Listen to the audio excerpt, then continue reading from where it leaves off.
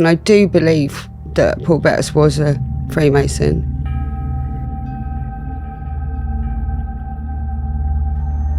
We got 2 pills from him at the end of the night, and these were exactly the same apples and exactly the same batch as what Leah took.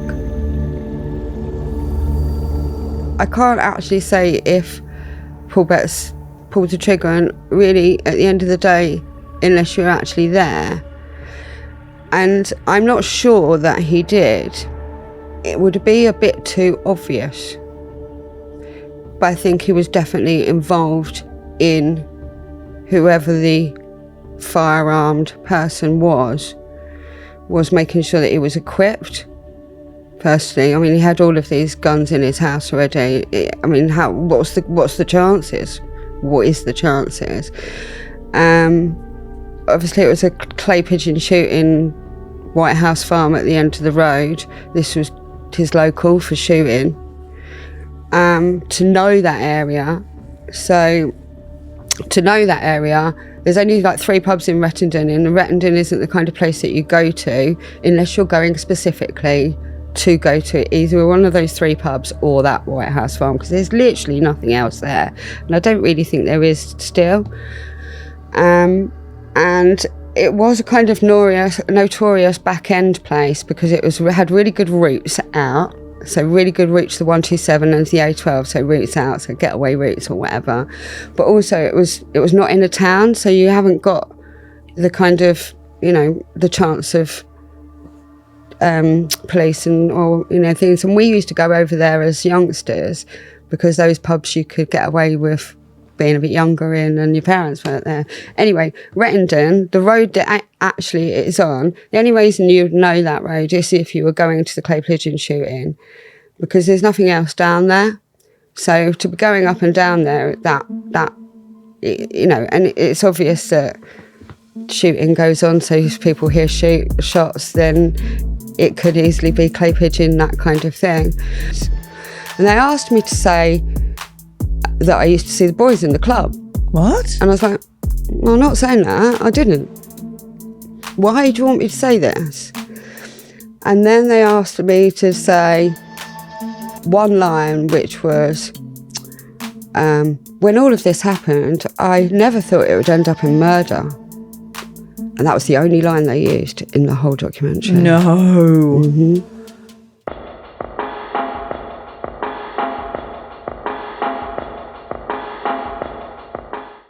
Huge thank you to you, the viewers, for helping us get to over 1 million subscribers. If you've not subscribed yet, please hit the subscribe button. Helps us get great guests and keep doing this hard-hitting content. Before the podcast, there's a little Attwood family video showing the beautiful shutters we got from Shutters Factory, featuring baby Ziggy and Jen. So on our channel, we talk about predators, stalkers, and we've moved away from the city to the countryside to get away from them. But it seems they follow us everywhere. Oh no, not him again. Oh. Goodbye. You can get a 10% discount on your order with Shutters Factory using promo code Shaun, SHAUN.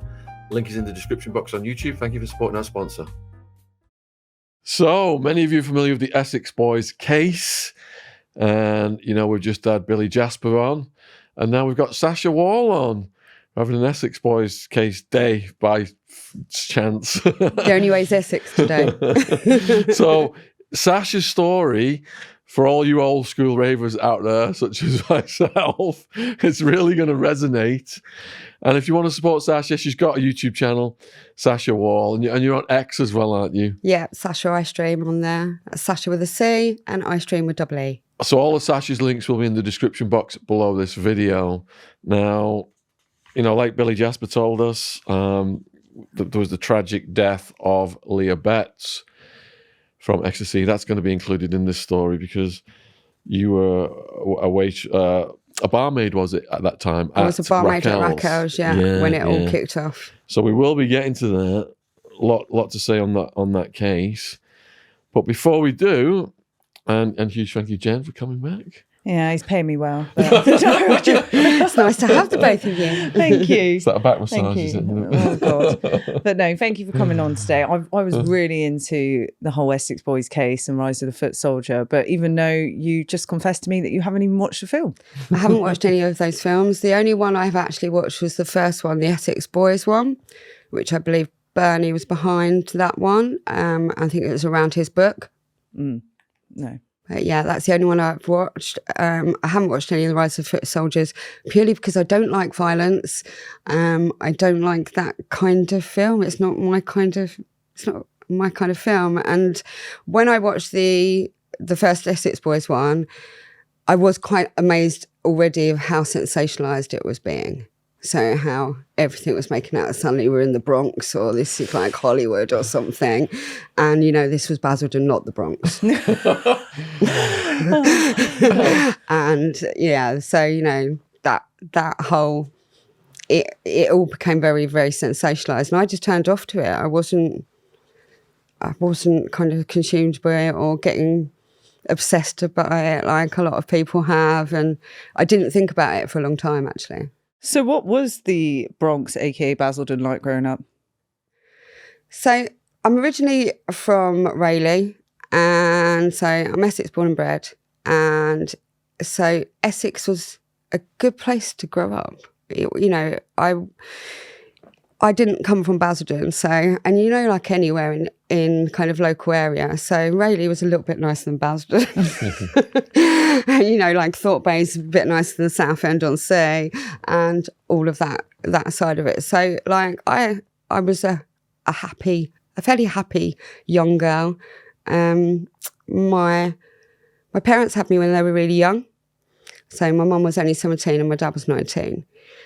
And so that wasn't ideal for them. And a lot of assumptions can be made about people when they have children when they're young. However, my mum said it was literally one of the first times. My mum had been head girl at school. She'd been doing really well. She's at sixth form college. She met my dad at a disco at sixth form college. And unfortunately, I was conceived.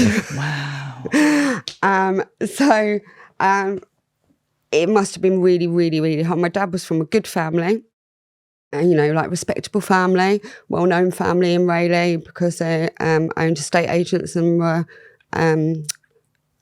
property sellers and all of that kind of thing, right back to kind of 1920s, 1930s in my family. So I saw that there was quite a lot of heritage in the family and proud of it and all of that kind of thing. So my dad was the youngest son. So when he got pregnant, somebody pregnant, it was 17 and he was 19, I think he felt an awful lot of shame around it. However, I never felt that. I was really, really lucky. Like he did the good thing and the honest thing and married my mum. And so they were together until I was 7. But unfortunately they split up then.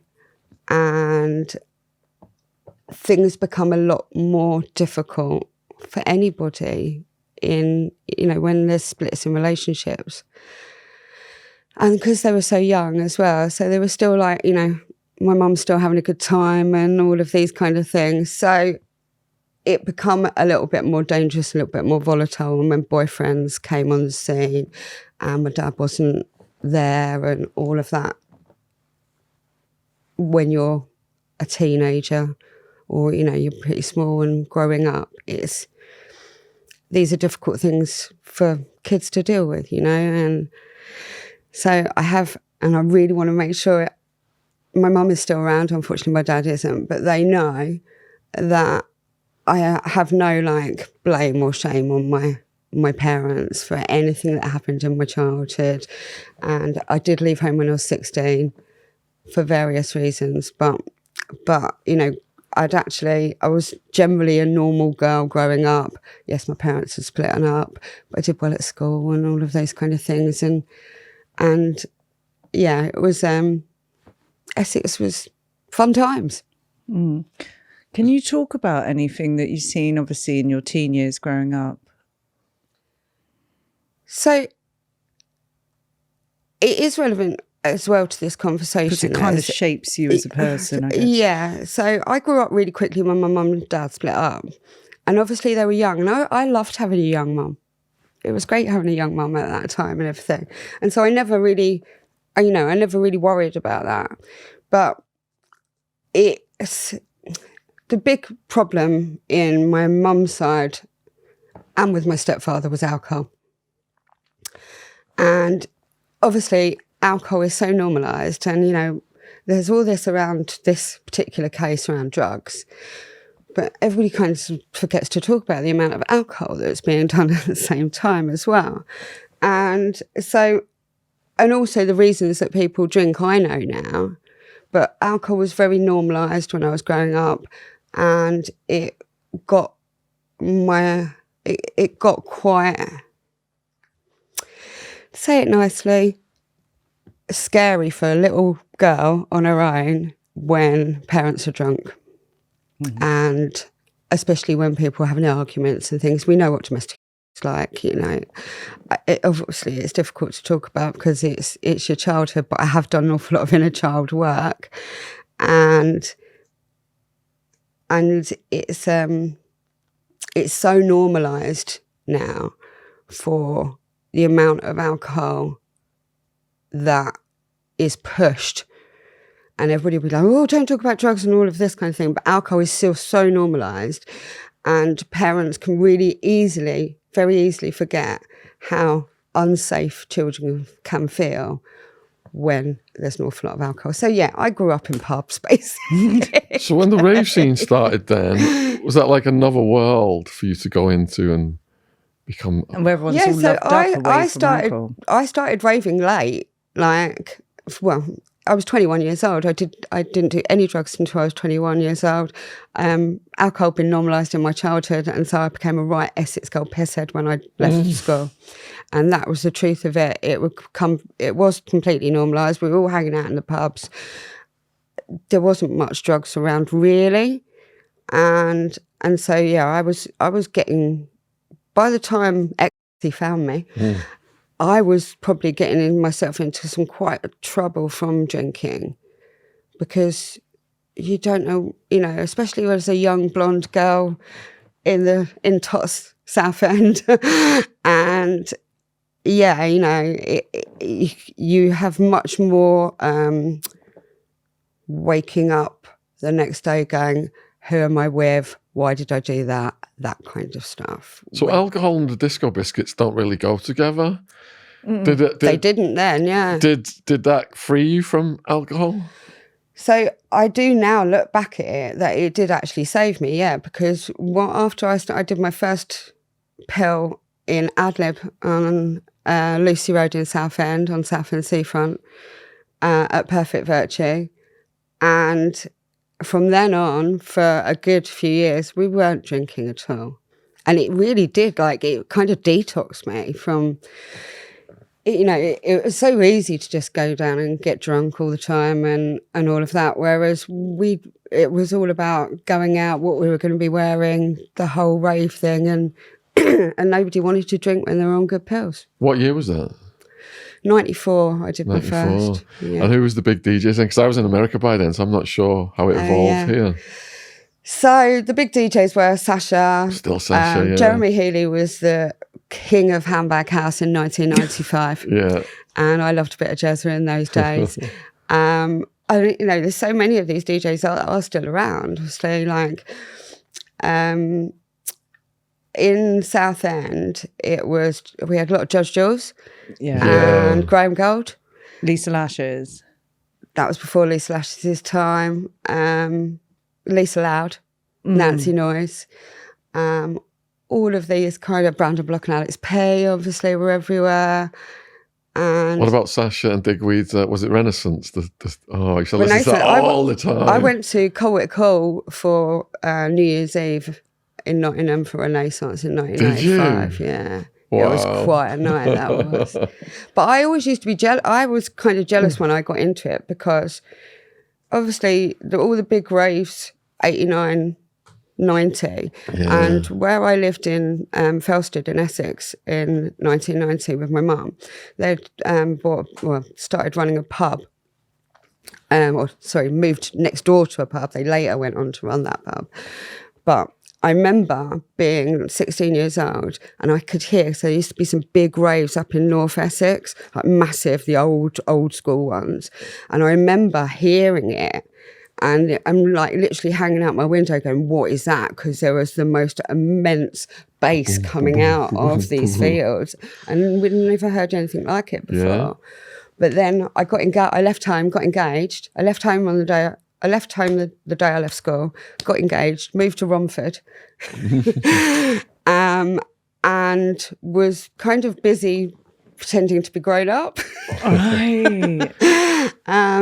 And I moved in with my boyfriend, and for 4 years I was doing that whole thing, and then I left him, and it was when I went back to Rayleigh that I then went to Southend, and then my rave education began. How old were you at this point? 21. 21. And how did Raquel's enter the picture? So Raquel's, I was living above my dad's office in Benfleet when I took my first pill. And I know, it's great. Unfortunately, he's not around anymore, but you can hear me in heaven. But I have mentioned this before. So I was living there, and unfortunately my dad did kind of tell me I needed to get out because I was having back to mine going on all the time. And it was the back to mine heyday. It was an amazing time. And this is not about glamorizing drug taking at all, because to be really honest, I personally wasn't doing that much because I'm a little 5'2" blonde that can't do that much. Obviously, some of the guys were like caning it in a whole kind of different way, and there was going on everything, but that was not what it was about for us. It was purely about having a good time, going out at the weekend. I was 21 years old. I was like, yeah. Okay. So, but unfortunately, I had a few too many back to mines, and because my dad had an estate agent, and it was like Sunday morning, he's opening the estate agents, and there's all these people hanging out of my flat going, "Are you all right?" And I'm like, "No, get in." But there was so many crazy stories of like me like driving into the car park, and there's like my mate in a dressing gown, and like so all kind of crazy stuff going on, and my dad going, "What is going on in there?" And I'm like, "It's all right, it's all right." But these kind of things, we just didn't care. It was like, and what I mean by not caring, we didn't feel like we were doing anything wrong. And that was a real truth of it. It wasn't like we were getting into fights, like doing anything bad. We weren't dealing. We weren't doing any of that. We were just having a good time. Dancing, the music. It was just a good vibe on it. It's like an innocence in the beginning. Yeah, I mean, the clubs back in them days, like Leisure Lounge, Club UK, because we used to like convoy up to London when everything shut in Southend. And we just knew everybody. I'd never had so many mates in my life. Maybe they weren't all mates, but... So anyway, my dad's like, "You've got to go." And I'm like, okay. So at that point, I was working as a city broker in Lloyd's of London. And I was a reinsurance broker. And so I was like, right, I'm going to get a mortgage, do all of that. So I did it. So I bought a end of terrace house on the second worst housing estate in Basildon. Yeah. Now, much to my dad's disgust, because him being a estate agent, but I was like, I'm not listening to you. And amazingly, I bought that house. It was 3-bed, and I bought it for £33,500. Whoa, that's yeah. And it's pretty mental looking back. So that was at right at the end of '94, start of '95, and then that house became Party Central, proper Party Central. I was one of the few people that had my own place, and I had a 3-bedroom house now. So, and I was on this Craylands. Anybody that knows Craylands, Basildon estates, there's 2 really bad estates in Basildon. Crayland, and the other one is nicknamed Alcatraz. That's what, imagine, because it's a lovely place yeah, to be. it's more like Langdon End. Anyway, yeah, Basildon was always rough as you like. Yeah, it was rough. But because I was just starting on the ladder, and actually the truth of it being, there was a couple. So I bought it. It was a repossession. It needed decorating. I thought all my mates were going to help me decorating it. Nah, just partying in it. This house did become quite notorious. Like, I would get back to the house after the club and everybody had let themselves in.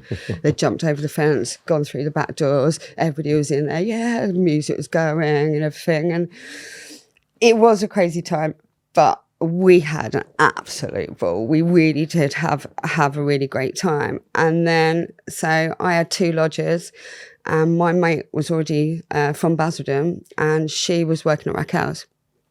I hope you're enjoying the podcast. It's a word from my sponsor, Shopify. When I started this podcast, there were a lot of things I had to figure out on my own. Algorithms, guest booking, marketing.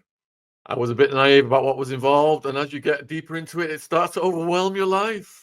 Finding the right tool that not only helps you out, but simplifies everything can be such a game changer. For millions of businesses, that tool is Shopify. Shopify is the commerce platform behind millions of businesses around the world, from household names like Mattel and Gymshark to brands just getting started, such as my co-host Ron's Pokemon business.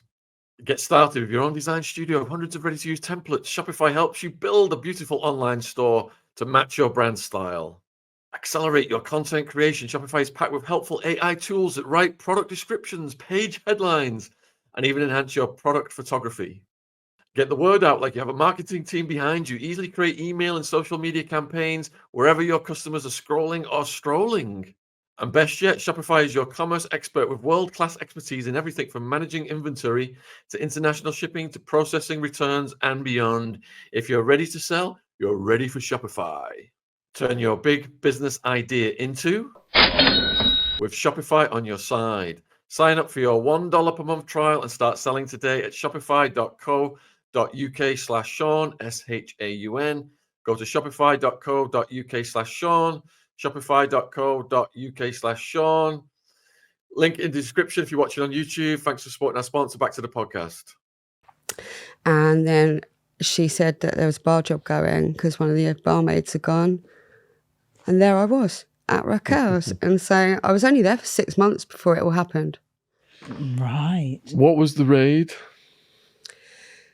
So this is really interesting. And it's only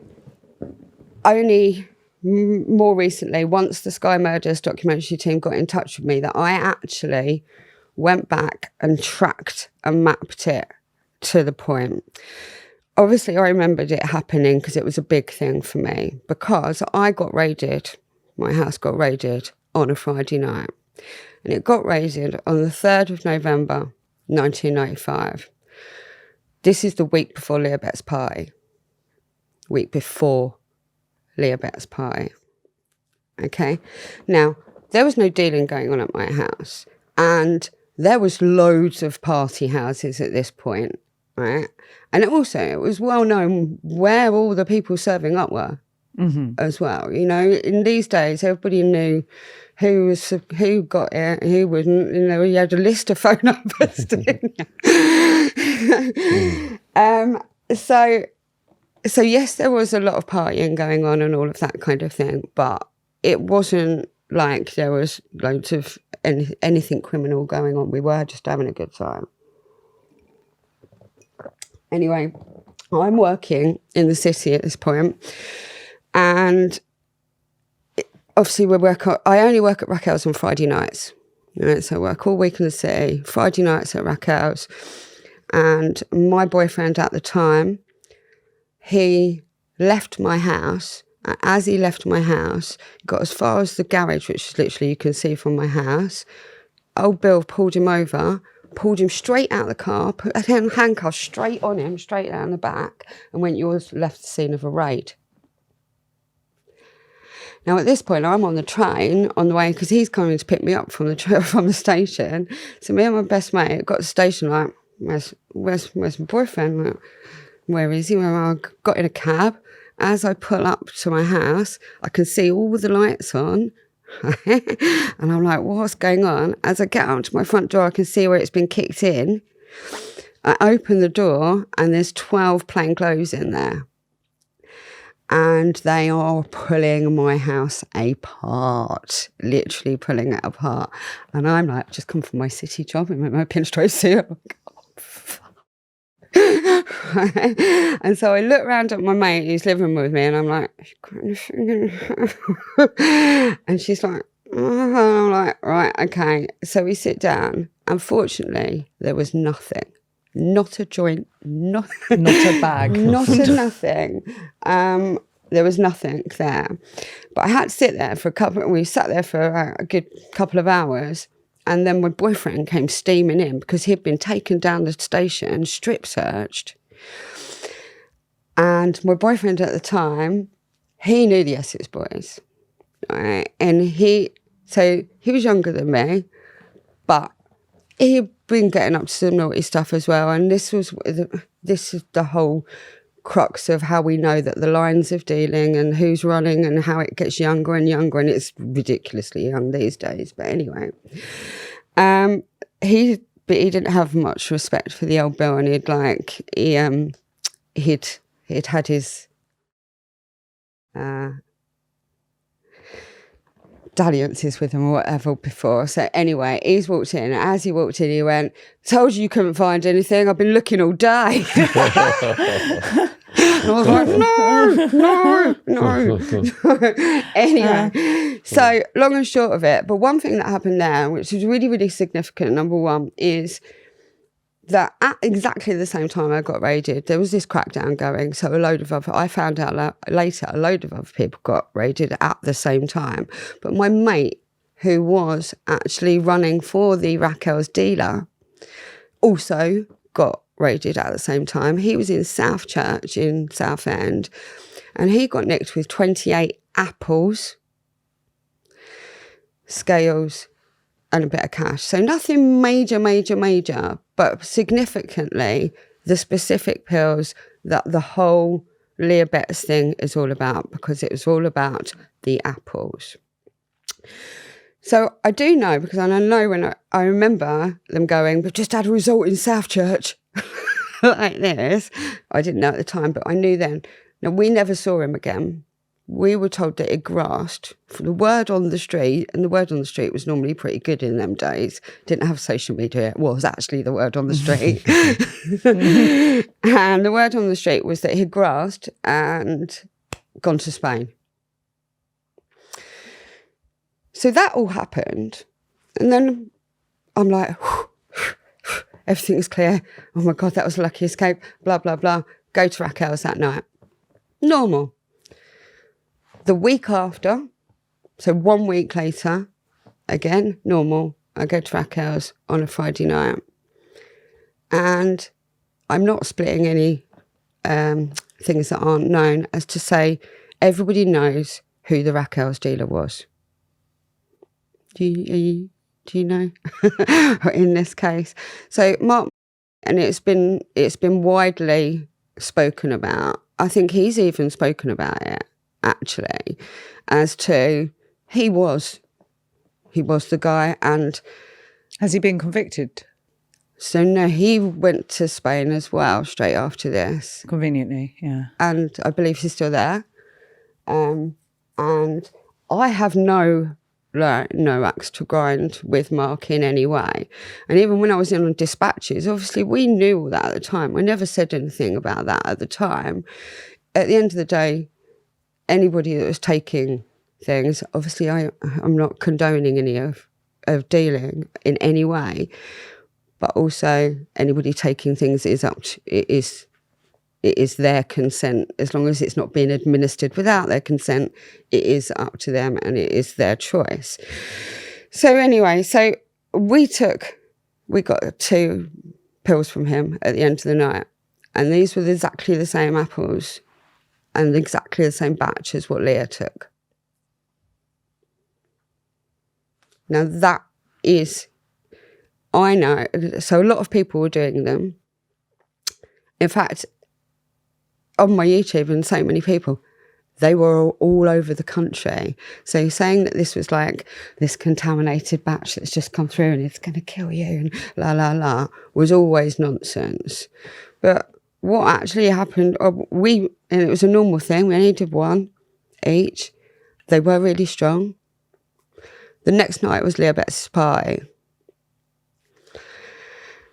I wasn't at Leah Betts' party, but everything that I know and from what I heard at the time about Leah Betts' party is what I believe to be true. How it rolled for us was that on the Monday morning was when Leah Betts' hit the news. So she only went into a coma at midnight on Saturday night. The News of the World went to print on Sunday, and it was out in the Times, I believe, on Monday morning as well. So it all happened. All of that happened very quickly. So the knowledge that I heard about Leah Betts straight after, so this was before the murders, before anything happened to the boys. I didn't know the boys myself. I just knew people that did. But what we knew, or what we were told, was that Leah Betts had already been banned from Raquel's. Now, interestingly, remember this, 18 years old, she was supposed to be just turning 18 years old, and she'd already been banned from Raquel's. Do you know why she'd been banned? Was it false ID or something? No, she was accused of stealing another barmaid's handbag, or a barmaid's handbag. That was the story at that time. We knew that Leah Betts hadn't been in the club on Friday night, so that she hadn't actually bought anything in the club. But we knew that those were the ones that were being given out. So number one,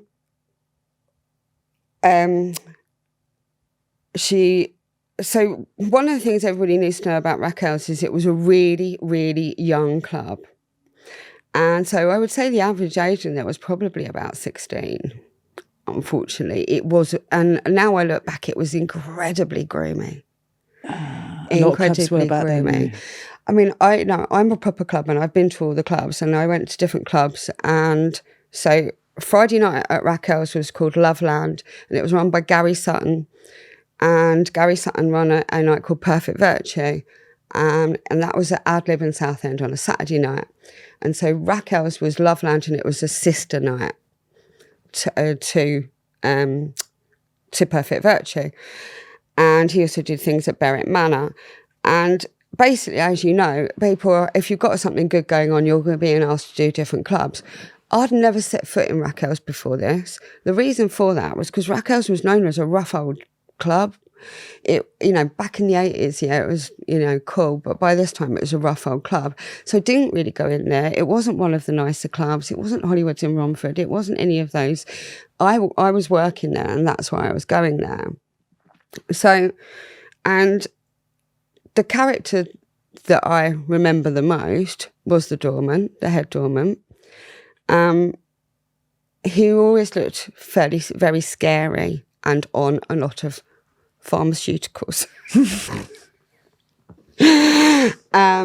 And it was everybody was very aware of kind of, how things work in clubs as to how things are being controlled and who's supplying and all of this kind of thing. So Raquel's wasn't full of the older guys. Everybody was always asking about whether Tony and the Pat and Craig were in there. And I was like, they were too old to be in there. They were at Hollywood's and Romford and these kind of things, but they were too old to be in there. And so Raquel, even though Raquel's became like whole centre stage about it, it was very clear that this wasn't nothing seemed to be normal already. The things that you would expect to happen weren't happening. So anyway, cutting to, we all find out that there's a little girl in a coma. And then everybody's like, do you know Leah Betts? You can imagine that's, she was 3 years younger than me. So everybody's like, do you know her? Do you know her? Do you know what's going on? And so all of the gossip and everybody's talking about things. From what I heard at the time, and I'm not saying this is fact or true, but what I heard at the time was she didn't live at home. So she didn't live with her father, where the party was. That she had left home at 16 and that she was been all over the place, that she, and this, I left home when I was 16 and I didn't know this at the time, but I understand it now. Her mother had actually died when she was 15. So her mother, Paul Betts' first wife, dropped down of a heart attack when she was 46. So, from what, and also the other things of, we knew that she'd done drugs before, like other people knew in the area. Sorry, knew that we'd done pharmaceuticals before. And so these were the things that we heard at the time. We're not realising how big it is at this point. Yes, it is, but we're all like, don't say anything, and you've got mum and dad on the phone going, you've been doing stuff as well, you working, all of this. So you're like, everybody's obviously trying to play it down at the time. We then get to Friday, the next Friday, which was the last ever night of Rack House. And obviously I'm never going to forget this because this was the most crazy night, as in the fact I drove around the corner of Market Square and there was the world's press. So back in them days, you've got all of the vans and everything. It was literally, it wasn't just BBC Sky, all of this lot. There was German press, there was literally the world's press standing outside Rack House, and I'm like, oh my God. And they'd already printed flyers of her, the notorious picture of her in a coma. And they were handing these out at the door. And it's just like, this is like really grim. So first of all, we all know nobody was going to come that night. Like, what's the point in opening when you've got the world's press there? Then we went in and they said, there's some undercover police in here tonight. And we're like, right. And so, and that was it. And we're like, right, okay, well, the only people in here is the undercover police. And that was what it was like. So, and it was literally, now, in all of this time, we were never asked anything by anybody official. We were never asked anything from the police. We never asked any, nobody came and asked us. We were the barmaids that were standing there with that dealer at the bar every week, and all of that, and nobody ever asked us. So when I look back and think, why didn't they ask us anything? Like, when there's all this world's press and the police and everything. Did they interview anyone at the club, even like the owner? Not, no. To my knowledge, I think they might have interviewed the owner at some point, and I think it was, I can't remember what leisure company it is, but they never spoke. They spoke to the doorman. I believe. So that was it for us at the moment. So that was it. And we were like, oh, that's the end of the Rack House. And I look back at it at a time when it was kind of like the first time anything bad, really bad had happened. So we'd all been like having an amazing time and the world was a brighter place and we were all in love with each other and everything, and the love revolution had happened. And then suddenly it was like, everything's on top. And everything became on top. So and the way I understand it now is obviously this crackdown was happening since the Criminal Justice Act. Mm-hmm. So actually there'd been a load of raids and things like this happening in clubs in London. And the whole demonising of ecstasy and everything that was going on was really, really cracking down already. But at the time, all us lot just did was like, be quiet, don't say anything, blah, blah, blah. And that was it. And then 3 weeks later, the boys get shot dead in a Range Rover. Now, here's some little interesting synchronicities about these things. So my dad sold Tony Tucker his house before he died, and sold it after he died. And so all of these people were around my area. And so even though I wasn't mates with them, I had an awful lot of other mates that were mates with them or knew of them or been getting gear off them or, you know, all of this kind of thing. And because they were higher up. So there'd been this massive crackdown, and it felt like this was part of the crackdown. That's all I can say about how that felt at the time for us. It felt like this was part of the crackdown on the dealers. Nobody thought it was the underworld that had done it at that point. And that was the truth. That we thought, this is the crackdown. This is all part of the crackdown on the dealers. And that was exactly how it felt. Everything that I've looked at about Leah Betts' party and everything, I've only come to look at since the Sky Murders documentary team got in touch with me, because like I said earlier, I'd really not thought about it for so long. And it was only by them getting in touch with me, and then I went and did a whole day's filming in derelict Raquel's, which was really crazy. It was like the most step back in time thing. I was like, and there was glass everywhere, and there was like real rats, not just the rats that used to be there. Oh, it's still there now. Yeah, so it's completely derelict, and but it's still exactly there. The dance floor, everything. It's got Riley's snooker club because it became a snooker club afterwards. But it's very strange. It's like prime position in the middle of the town. It was the council that let us in. It took ages for Sky or the documentary team to get them to let us in. But we did a whole day of filming in there, and they cut the whole lot out. They weren't allowed to use it. So they said it was because they had a lighting problem. So it might have literally been that one day that they cut out because of that lighting problem. But then I went and did an interview with them, just in a bar, and they cut all that out as well.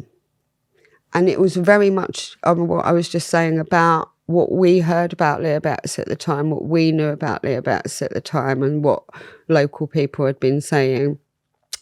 It was also things like, we knew that there was alcohol a lot, you know, that she'd had quite a lot to drink as well. Pretty normal for an 18th birthday party. If you're going to have an 18th birthday party at your parents', you're more likely to be drinking than doing loads of recreational pharmaceuticals. So those kind of things at the time, these were the things that I drew back to when I went, when I spoke to them, and I found it really interesting that they cut them out. Now, I know Paul Betts is dead now anyway. Paul, who's that? Leah's dad. He's dead? Yeah. Okay. Yeah. Yeah. So I understand, obviously, from working in the media myself, I understand that you've got, you know, you can't be making allegations about people and things like that, but I wasn't making any allegations. And what it did seem to be then as well, because a few months later, basically they sent me, you might not necessarily feel like you're being set up, they sent me a WhatsApp saying, oh, can you just say these couple of things? And they asked me to say that I used to see the boys in the club. What? And I was like, well, I'm not saying that. I didn't. Why do you want me to say this? And then they asked me to say one line, which was, when all of this happened, I never thought it would end up in murder. And that was the only line they used in the whole documentary. No. Mm-hmm. How did you feel when you watched this documentary and you used your one? So first of all, I'm like, oh, you know, you try not to like feel like just irrelevant or whatever, and why it was. You think there'll be a little bit more. So first of all, they started to warn me. But then when I watched it, I could see that it was very Polished. Just one narrative and not really investigating the whole thing. There was just a few people being talked to, not the right people, I think. I think when you're investigating anything, that you need to talk to everybody. even people you think that might not have anything interesting to say, you still need to make sure, because sometimes that's when you'll find the gold. And so if people are truly investigating things and doing things properly, I also found that the journalist was pulling things out that were really relevant, and they didn't go into some things about Operation Tiberius and the phone call that came in offering to take the boys out that was in Operation Tiberius, and these kind of things that, if you're going to do a programme, I thought it was going to be good. So what is it that they took out that you could not say on the documentary that you can now on the Shaun Attwood channel? So I believe it's the whole Paul Betts narrative, and the Paul Betts being pushed out of it, as if Leo Betts and the ecstasy thing is not really connected, whereas I do believe it 100% is. And it became really, really apparent to me that every time I mentioned Paul Betts, certain people were like, no, and then became really quite angry about, how dare I say these things? And this wasn't just like random people, it was people that was involved. I was like, why aren't you analysing these things? And it all become very targeted at me as to, how dare I say these things? You're just a blonde barmaid, you're just a bimbo, and it all became really, really like attacking and everything. And I was like, wow, I was not expecting this. So I really didn't think that it was going to be so difficult to just speak my truth about it, and suddenly it becomes so aggressive. And some of the stuff that's gone on since I was only on it for a minute, but since that point, I had lots of people contact me, and also all I did was go into one of the Essex boys groups, which I didn't even have any Facebook groups, which I had no knowledge of. Somebody told me about them, and so just after just before the documentary, I went in there and said, hi, I'm the blonde barmaid from Raquel's, blah, blah, blah. And literally it just all went from there. So from me just kind of saying hello, to begin with, there was a few people being ultra nice and trying to find out what information they could from me. And then Adele Dorman DM'd me straight away, literally going, oh, hi, nice to see you, but remember, anything you need to say needs to be backed up in court. I'm like, whoa. Smells. And having worked with guys all my life and been in the music industry ever since, so even though it was my first job in Clubland, and you would think, God, I should have got out of that, and I expect my dad wished I had. I carried on in Clubland, and that became my career in the music industry and everything. So I got used to what guys are like, and what promoters are like, and what Mexican mafia and Miami mafia are like, and all kinds of things. So I can really recognise, I always say that you can see what people are like by the way they approach you first of all, and by the way guys treat women and treat children and treat animals. Yeah, dogs.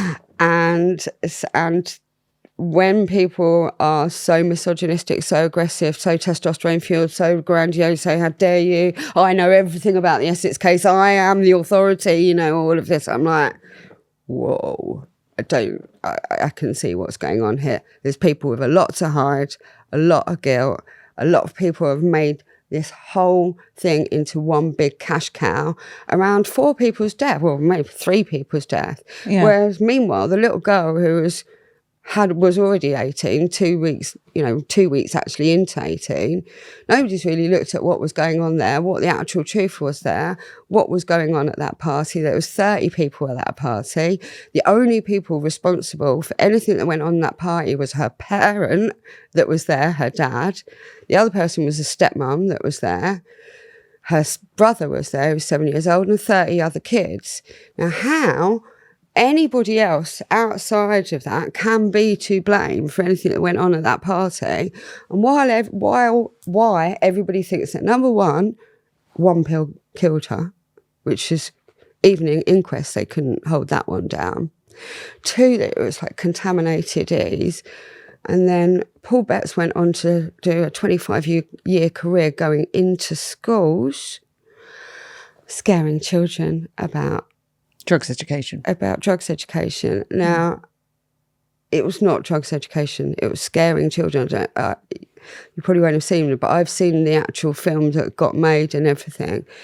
This was scaring children. This wasn't education, any of that. It was just putting the living fear of that you take that, you might end up in a coma like her.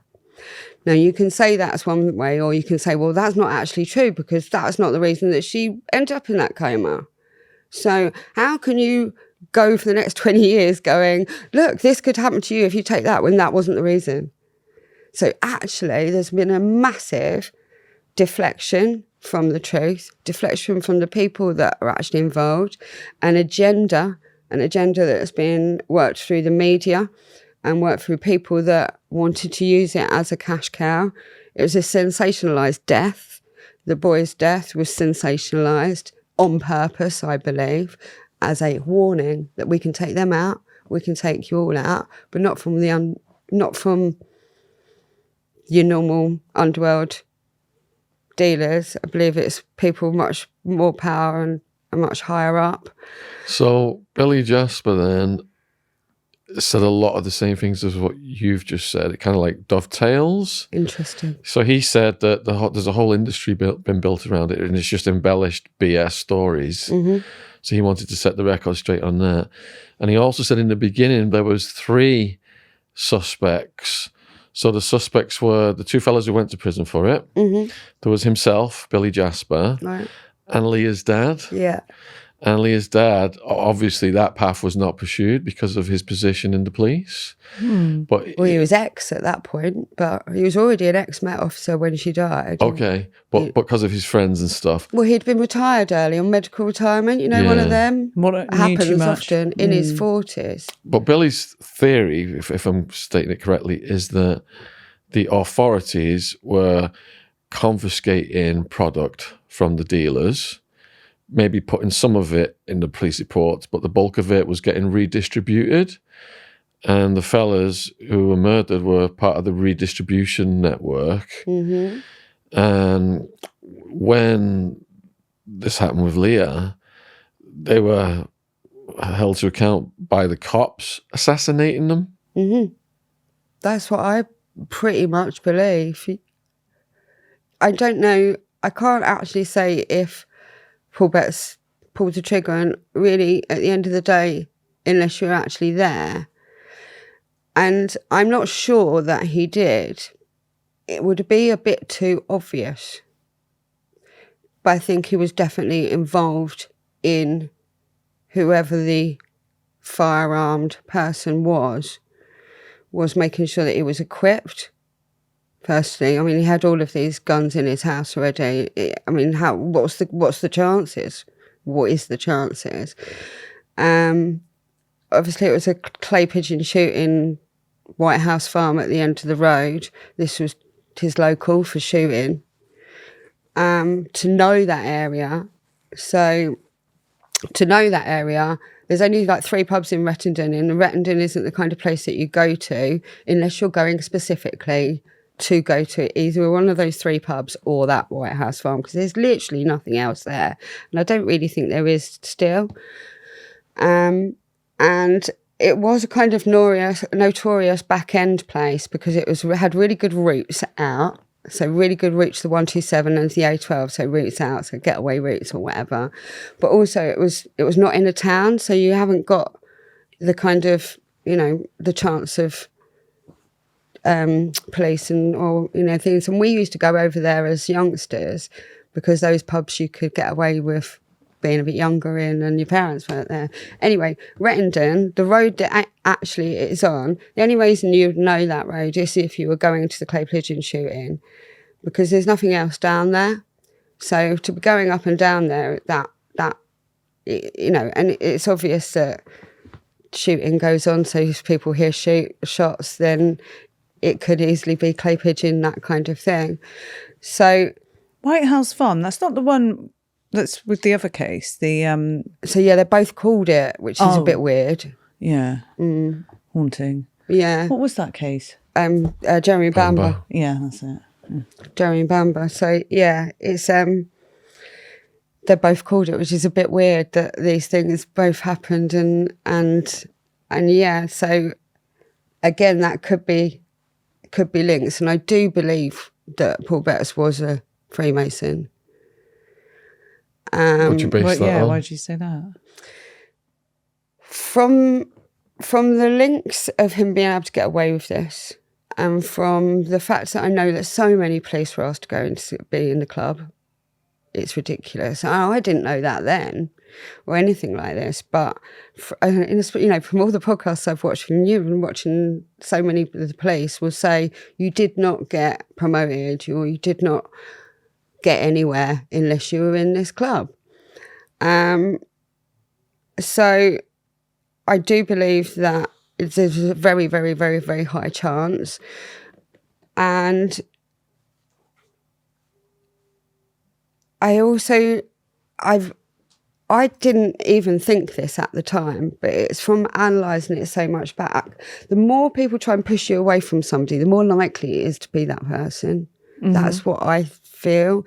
Like when you can see that it's deflection, or no, don't say that, don't say that, don't say that. And it's like, no, don't go down that lead. Don't follow that path. And for me, that means that there's something down that path that needs to be looked at. Mm-hmm. And that's what I found. So number one, like I said, with the Sky Murders documentary, that anything mentioned about him was all being cut out pretty much.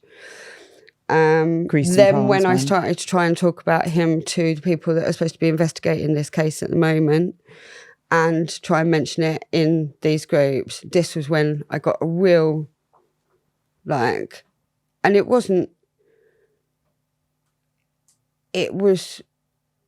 like I said, I've dealt with a lot of guys before and I've like held my own in clubs and all kinds of boardrooms and all kinds of things. The toxic masculinity that was going on in this group and all the people that suddenly think they're the authority on it. And unfortunately, one of these groups, I believe, was stolen from the person who originally set it up, who's also been defamed, discredited, smeared, attacked, all kinds of things made up about him.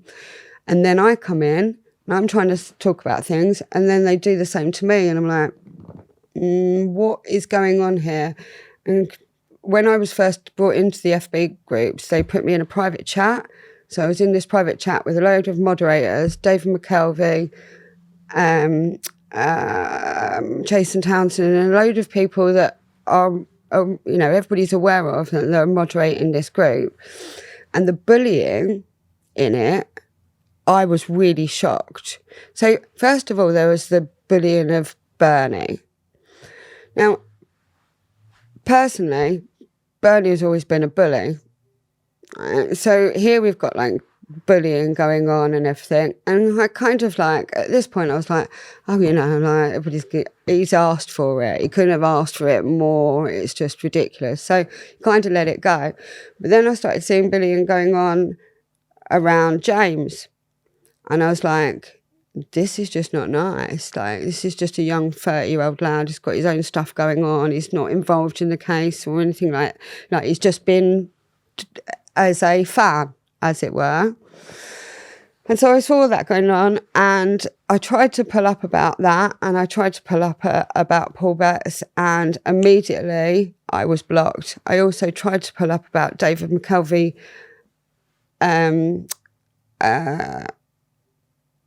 saying that he wanted to help me when completely not, and why that was happening. And as soon as I tried to address any of those things, I got blocked, silenced, discredited, loads of really hateful troll-like stuff.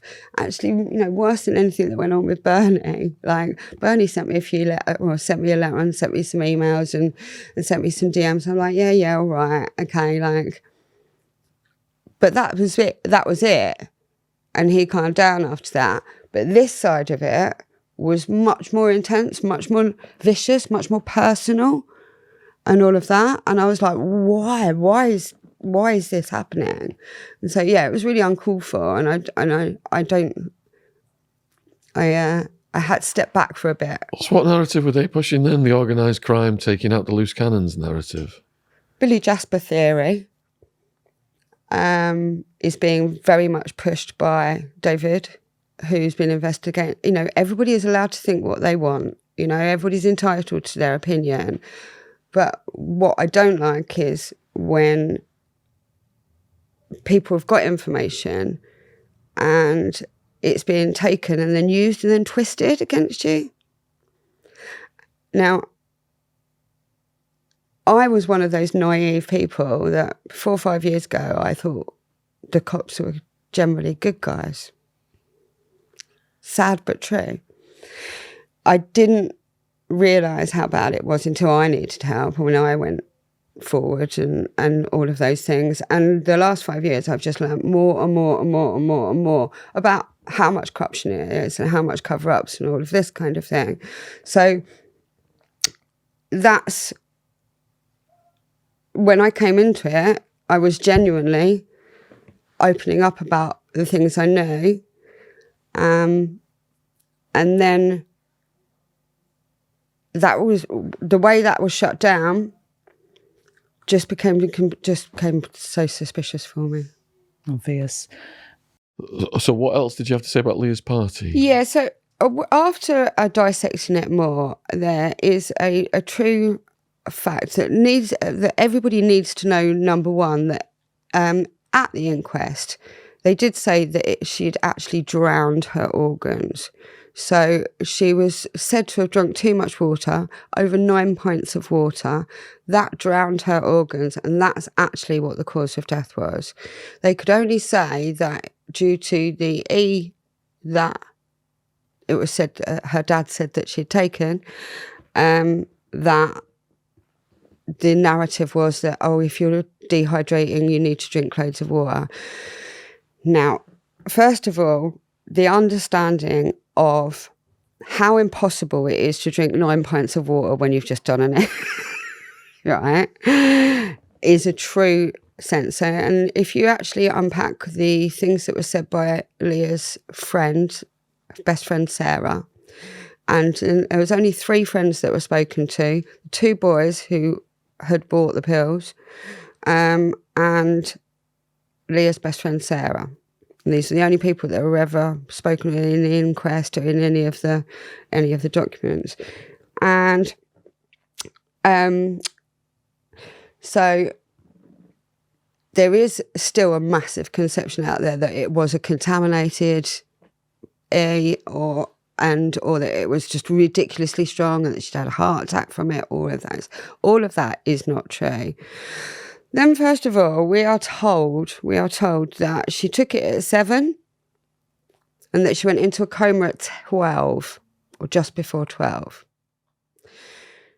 Now, the truth of understanding, especially because we all did them, but we all know that take it half an hour, you're up, and that's it. And that 4 hours later, you're very likely to be coming down and all of that. From actually myself watching Sarah's testimony and what she said, it sounds very much to me like there was another pharmaceutical involved, a legal one. And it sounds very much like Kay to me. Because the way she describes her legs going, suddenly she collapses, la, la, la, la, la. And it's not as if those things weren't around at the time. Whether that was tested or not, I don't know. I can't say. But what I can say is I do not believe that Leah could have voluntarily drunk that much water herself. Now, it is said that, so the story goes, that they went into the bathroom and that she was standing over the sink. And then they turned around and her eye, and the way Paul Betts described it was like a horror movie. The eyes were hanging out of her head. Well, all of us look like that at the raves. So that's one of the truths there. The other thing is that her stepmom, Paul's new wife, was already a nurse and was already anti-rugs campaigning. Now, for her to be a nurse, then she may have, I'm not saying I know this, but she may have administered something like saline.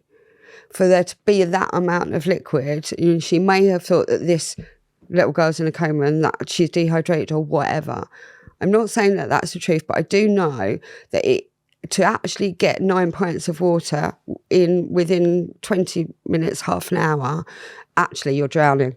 Mm-hmm. So actually you're probably being held under or being held under a thing to actually be able to get that, because it is practically impossible to like reflex. Like even if we sat here now and went, all right, let's get how many litre bottles and just go, see how much you can actually physically do. It's pretty impossible. So whether or not it was just water or whether actually there was quite a lot of alcohol in that liquid, I think it said in the inquest that there was a minimal amount of alcohol. But when was she tested? You know, she died 5 days after she went in. So when was she tested? You've also got some serious corruption problems with the coroner and everything that's going on. So it was a coroner called Dr. Paula Lanas. She was the same coroner as for the boys. And I think she was struck off 10 years after that for, you know, bad postmortems, basically, not solid postmortems. So we've also got this situation where the only person that's telling everybody he knows what's gone on and he knows exactly why his daughter's in a coma is Paul, her dad. Now, when did he become the doctor? How would he know? Does he really think that all the people at the party, or does anybody think that everybody at the party was going to be honest about the amount of stuff that they might have done? I was told that she'd done half a bottle of JD and a half bottle of vodka as well. That was one of the things that I said in that thing. So if you actually unpack it, the responsibility for Leah, who probably didn't live at home, has gone to her dad, who's an ex-Met police officer, for them all to be doing recreationals there. You really telling me you didn't know? Mm-hmm. You really telling me you didn't know? I mean, really, is that really going on? Is he really telling the truth? Or is it the fact that as soon as the police or the ambulance get to the door, he's going, it's that. And he's already got some kind of narrative all made up because it was less than 24 hours later that it's in the press. And he took the picture of his daughter at the end of the bed, just as like within 12 hours of her being there. Now, that is not a normal dad. I'm sorry, but that is not a dad that's having an innocent 18th birthday party and then his girl's unwell and he's already taking pictures to put all the other kids off. Sorry, he was taking pictures of her passed out on the bed? He took a picture of her in the hospital bed as soon as she got there, and that was the one that went out. Now, that's not normal. That was really not normal. And also, it was like, oh, I know that she's not going to come round. She's in a coma at the moment. How do we know that she's, you know? And so everything he said is evil. There's also some really twisted stuff about when you watch him and he's like, my daughter was becoming 18. I didn't want anyone else to touch her. This kind of... And then, like... the moment she's gone, they already rushed her organs off and said, oh, she's saving the life of somebody else. And that was put out.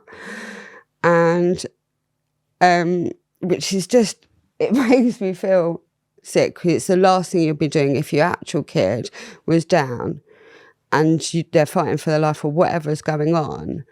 Like, for them to even know, you know, we know people can be brain dead in comas and come back and, you know, all of this kind of thing. So for it to suddenly be out there and we already have this massive manhunt, for me, this is already a predefined agenda. I have a very, very strong feeling that Paul Betts did not want his daughter to be getting over the age and also be telling anybody about what goes on at home. Unfortunately, his son has gone on to be convicted twice for... No. Oh, my God. And he was 7 years old when, no, sorry, he was 11 years old when Leah died. And now, for me, and this is not, I don't know anything about him now, but for me, when you've got daddy in schools, auntie this, but son is growing up, and this was all in Erin in Scotland where they moved to. Now, I know, sadly, that an awful lot of the time when people are like this, and he was like, I think he was first convicted when he was 21, so it was quite young, and then he came out and did it again, it's generally because of some real bad stuff that's happened in childhood. It's so often and common. I'm not saying it's always, but it's so often that when you around violence and things like this and daddy's not good, then this can lead to, and also SA and all of this kind of thing. Really, when somebody's that messed up at an early age, there's generally some kind of stuff that's been going on. So everything is leading back to the fact that, number one, there was informants that were already working with the media and already working with the dreaded news of the screws, and Murdoch's madness and all of this. So immediately we've got this manhunt, and we all know, and have we ever seen this since, that somebody's died or something has gone on from them and suddenly there's a manhunt going on elsewhere? And especially the misconception that everybody's got that those boys supplied the rugs that she took. There is absolutely no evidence of that. Everybody had apples. Where Mark might have got them from them, but he might have got them from all over the place. Like, there's no actual evidence, and like it seems what Billy Jasper's saying is this is all very predetermined, pre-calculated. It's all part of the agenda. It's all part of the demonising of it. It's all part of the alcohol industry is losing absolutely millions at this point because nobody's really drinking. Like, that was out of control. And what is even more suspicious is the whole £1 million sorted campaign that came straight afterwards. I don't know if you were probably aware, but it was sorted and Lee, and it said one ecstasy tablet and this could be you or something like that. And that was pro bono by Red Bull's advertising company. So in America, when you had the hippies and they were the peace-loving and they were anti-war protests and all that stuff, the CIA put the Manson family into play to make hippies dangerous and dark and destroy the public's perception of them. So are you saying that this case was co-opted to demonize the ravers and ecstasy and to satisfy these vested interests that you just described? I believe so, yeah. Demonising the scene, demonising the whole scene and taking back the money. And so, yeah, demonising it so that the kids weren't doing so much, and obviously demonising it for the big guys that we can take you out. And during this time, though, you know, obviously it's come out that, and you said you believed what was going on because you were, sorry to say, it's naive back then, or just not aware of what's going on. Did that put you off doing it when this was all going on? No, because we knew that it wasn't true. So immediately everybody's going, "Oh, kill her," and we're like, "No, they're brilliant, mate." And that was the truth. It was back in the day. They were pretty clean. They were strong. They were nice. We weren't going out doing loads and loads and loads and loads. I mean, you know, we live in a time now in the States that people are microdosing off on the doctor. So it's an understanding of the fact that we knew that none of this was true at the time. So we knew that this whole manhunt was a deception. Even when Steele and Holmes got done, we were like, no, it's not back there. And everybody was like, no, that's not right. That's not how it rolled. I didn't know as much as I know now. Because ecstasy deaths are really rare. There's sometimes problems around dehydration, or sometimes someone has a medical reaction to it. But I used to take up to 20 at the weekends. And we measured them, 100, 125 milligrams of MDMA from Holland. It's a waste of time taking that many. So even if it's a strong pill, you can only get so high off it. Exactly that. You don't die. Yeah. I mean, it'd be more dangerous to take 20 paracetamol. Yeah. It really would. And that's why that's why it is important that people understand in the education, because the whole time this has been going on, it's like alcohol, everybody go and get smashed, drink. The amount of problems we've got in society from alcohol Horrendous. is ridiculous, and it outweighs all of the other drugs that we that we do. And so it's always been about education for me. We know that the Just Say No campaign didn't work, and we know that Just Say No never works for any kids or anything. You go, just say no, they go, oh, it's naughty, let's go and try it. That's the way it works. So actually understanding that it's not okay to go, oh, you're a druggie, and then be smashing back vodka bottles and steroids and all these kind of things as well. You get loads of kids dying from binge drinking every so month. many alcohol-related injuries. Yeah. So if Leah's dad then had Freemasonic cops assassinate these guys, do you think that it will never be properly solved? It'll always be covered up then, because you're living proof that this agenda persists to this day? I believe with enough people getting together on the truth side, that things can come to light. And I always have faith in the truth coming to light, because I always say that the truth is like the sun, it always comes out in the end. And obviously there's an awful lot of deception, but as time rolls on, people die, people think more things come out. And so I do generally believe that with the right amount of people going, you know what? All of that was a load of bullshit, and all you lot have been buying into this, it's all been part of the play. It was always part of the play. And that with the right people getting together, unfortunately with what we've got going on with TMI at the moment, I'm not saying anything about what they're doing, whether it be right or wrong. What I am saying is it's not independent. So David did arrest Darren Nichols. He was part of the case at the time. He was on the court list. That can't be independent. You cannot be independently investigating this. Much you say you might be, it's called a conflict of interest. And so you can't be independent. And I do genuinely believe that independent truth tellers coming together can make this come to life. I would like to get a proper film out that is from the way we saw it. There's loads of boys that have been spoken about. Loads of boys been talking this. The girls really haven't been talked about. The prostitution and everything that was going on all of this side of things, that always goes hand in hand with doors and corruption and the lads and all of this. It's not been talked about. It's all just been one-sided, like, hey, this is a gangster world, and look at this, like, hey, look, it's glorifying gangsters and mafia, and it's not real. It's not real, none of it.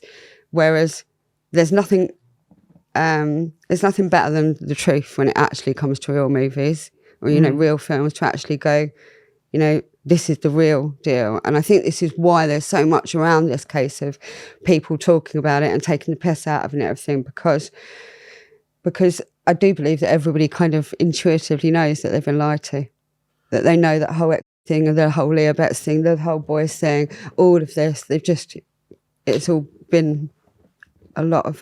I've got to say, when there's a case that doesn't seem to go down and it just keeps being brought up, it's because there's a lot of lies involved. Yeah. It's because there's miscarriages of justice and people got away with all kinds of things. And I'm very psychic, and I really felt that it was Leah's truth that when I first came forward, or when I first started talking, that I was coming through with. And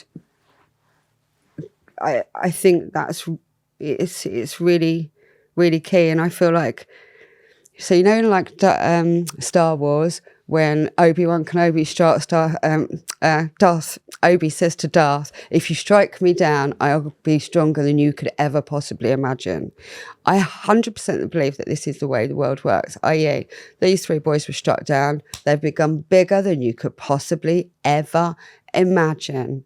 Nobody would ever have known these boys. There would have just been another few white boys in Essex doing a few deals, all of that kind of thing. But every time there's this kind of murder, and it's the same with Leah Betts, I believe that her truth has not come through, and because everybody's just so obsessed with who shot who, they haven't actually tracked it back, looked at actually what was going on at the time, who these people were, talked to all the people, talked to all the barmaids, talked to all the girls, talked to, you know, all of that, instead of just talking to a load of wannabes, big boys who think they know it all.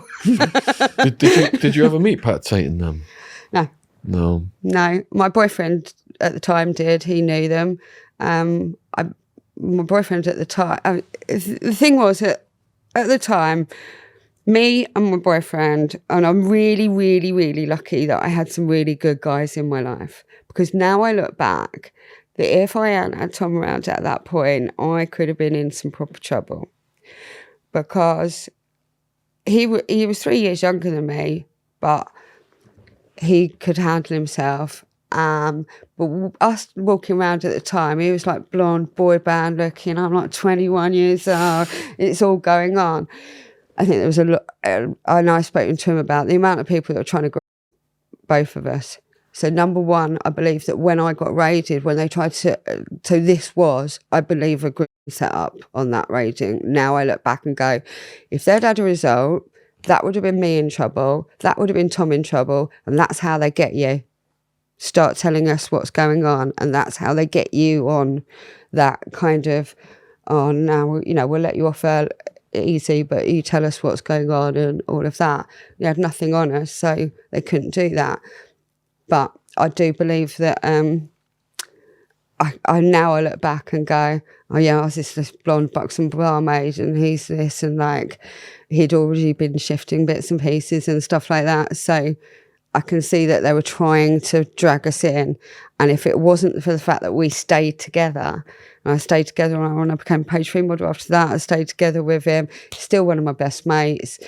And if it hadn't been for that, then I would have been in a lot more danger. And I didn't realise how much danger I was from various guys and things and stuff. And so, Were you still raving when you became a page 3 model? Yeah, I never stopped raving. You never stopped? I've never stopped raving. How did you manage to balance your life?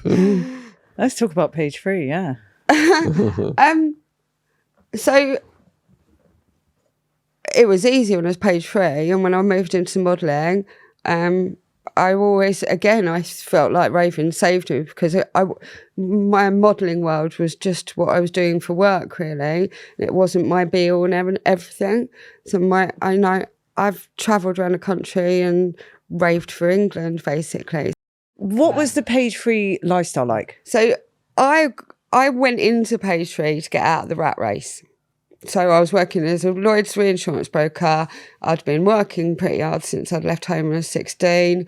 I was now 24. We'd headhunted 3 times. I was doing all right. But I was like, is this it? Is this it for life? Am I going to just like go to work, come home, la la la? It's like, so I wanted out of the rat race, and so that was why I ended up modelling, and the sex industry, because I thought it was the modelling industry, and then I've quickly found out it wasn't. It was the sex industry, and that was again my naivety, thinking that I could just model my figure and everybody just didn't want me to put out. Was there the typical casting couch scene? So yeah, there was an awful lot of problems. I mean, there was one that I can talk about. Well, one that I was, when everything came out about Epstein, I literally had to look at it and go, that wasn't that guy, was it? Epstein? Yeah, because I had this one the worst thing I ever did for modelling, the most riskiest thing I ever did modelling, was agree to go to Argentina on a high-class escorting trip. Now, I was told that I didn't have to do anything, and I was just going along to make up the numbers. Again, there was me thinking I knew quite a lot then, like now naive, how risky it really, really was. But at the time, I'd been in modelling for about 1.5 years at this point. So what happens is it was all big at the start, and like I was in the Sun and the Star and all of this kind of thing. And then you start having to like get enough jobs to survive. And then it's like you've got all these porn mags, 100 mags, and you've got 3-page trays. And they're like, go and do that. And there's loads of work there. And I'm like, I don't want to do that. And I was always very, very hard on that. But because I was hard on that, and because I wasn't accepting certain things that some of the other girls I was starting to get harder and harder and harder to actually survive. So at the time, there were so many people trying to ask me to do Stringfellows lap dancing. Come to Stringfellows, come lap dancing, a couple of £100 on them. And I'm like, I can dance on the podium, mate, but I can't do that. And again, I look at it as saving me, because I was proper raving. I was out on podiums every weekend, and it was whatever. And the thought of standing on there half Getting naked on a pole, with a load of dirty old men in front of me, I was like, I just couldn't pull it off. I wouldn't be any good at it. And again, that was one of the things that saved me, that I wouldn't have been any good at it. So I turned those jobs down. My power of no actually was working quite well when I look back. However, I got to a point when I was like, I needed some money, and another glamour model who is sadly deceased now, who became quite famous, a girl called Sam Ramplin. She went out with Batman, and she ended up in Tinseltown. But anyway, she asked me to go on a trip, and with another girl, and said, don't have to do anything, you get 10 grand and jewellery. So I, in my naivety, was like, and they'd gone on quite a few trips before. She was like, oh yeah, we'll go to LA and we're going to the penthouse, we're going to do this, and it all sounds very glamorous. And obviously now, all these years along, I can see so many times, and it's still being used today, it's always the modelling job, come for the modelling job. It's all going to be flash, it's all going to be nice, and all of this. But I knew this one, I thought I knew what I was doing. I was like, I know it's not them pretending to be a modelling job. I know it's not a modelling job. I know that so Sam was a Stringfellows lap dancer, and she'd met this guy who was a American oil baron. And she was going on various trips 4 times a year, and she wasn't really having to work. She was just going on these 4 trips a year. And so she said, you don't have to do anything. Me and the other girl, he's our special friend and all of this kind of thing. I was like, okay, that's fine. And so I went on a black private jet to Argentina, to Buenos Aires airport. I went on BA first class to Buenos Aires, then got off at Buenos Aires and got walked through to this black private jet. And I'm like, whoa. And at the time, I'm with 2 other blondes, and you're all thinking it's all right. And then it flew to like the outback of Argentina. And then we've landed in the outback of Argentina, it's like shack airport. And at this point, my bravery had suddenly run out. And I'm like, this is the middle of nowhere. And it was right when you're in Buenos Aires, like, I can walk out of the hotel, whatever, or you're in the city. Suddenly I'm in the outback of Argentina. And then we went, and then we came out of the airport, and we got in this rickety old Jeep and drove 4 hours into the outback, right? So you're literally in the most remote place ever, to this ranch, right? And it was a hunting ranch. And they were doing a hunting ranch, and they were hunting that week, going out into the outback, killing, taking their heads home for his museum of heads that was in his in his Washington palace. So Killing what people? What, like tribe? no, animals. Animal hunting. So it was a ranch and it was animal hunting, and he had a museum and he would like hunt the animals, and then their heads would be sent back to Washington, and then they were all in his museum. So first of all, I didn't really realise this before I've gone. So I've gone into this ranch and there's literally already there's heads and all these like things, and I'm like animal lover, and I'm like, oh my God. And I can only say that week was the hardest, most dangerous thing. I managed to get one of the aerial phone things, because obviously there was no phone reception or anything. I said, I've got to make a call. And I phoned my best mate at home because I'd not told anybody where I was going.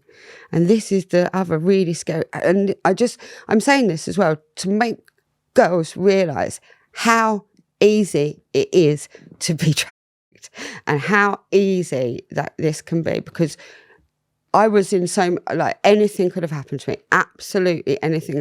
Nobody there. It was. What happened when you got there? No, so I got there and I said, "Can I use a phone?" I phoned my best mate. I went, "I'm in Argentina. I'm in the middle of nowhere. If I don't come back in a week, tell someone." Like that, and that was it. Now, all week they tried to get me into. How many men were there? 3. Okay. There's 3 guys, there's 3 girls, and then the Argentina people that run the ranch. And there was like, I mated off with it's typical of me, the horse hand, the little guy out there. I was like, keep me away from these and go with this young horse stables boy. So it's like Eyes Wide Shut, isn't it? That film. It was literally. And when I look back at it and I go, I was so lucky, because all week they were trying to, come on, come and do this, come and do this. And I was like... Were you staying in your own room or...? No, it was with the other 2 girls. It was literally like, it wasn't this palatial hotel. It was a ranch in the middle of nowhere. And I really did shit I was trying to hold it down and be brave and everything. But I was like, as soon as I arrived there, I felt like a whore. That was it. Even though I hadn't done anything, anything. As soon as I arrived there, I felt like I was. I had to resist all week. Because what were your daily activities? They were trying to take us out on horseback with them, but then obviously the girls, and then it was dinner, and then it was everything that was going on. I'm literally visualising that film. I could hear the girls, what was going on with I could hear what the other girls were going. And it was like, come on, join in. I'm like, no, because there's the 2 girls in there and here, and it was like, and it was really scary. And so then they tried to put me on a horse, and I fell off the horse and like hurt my wrist. And then I've got pictures of this trip. I've actually got pictures of this trip, and it's me like there with my hand and everything going, get me out of here.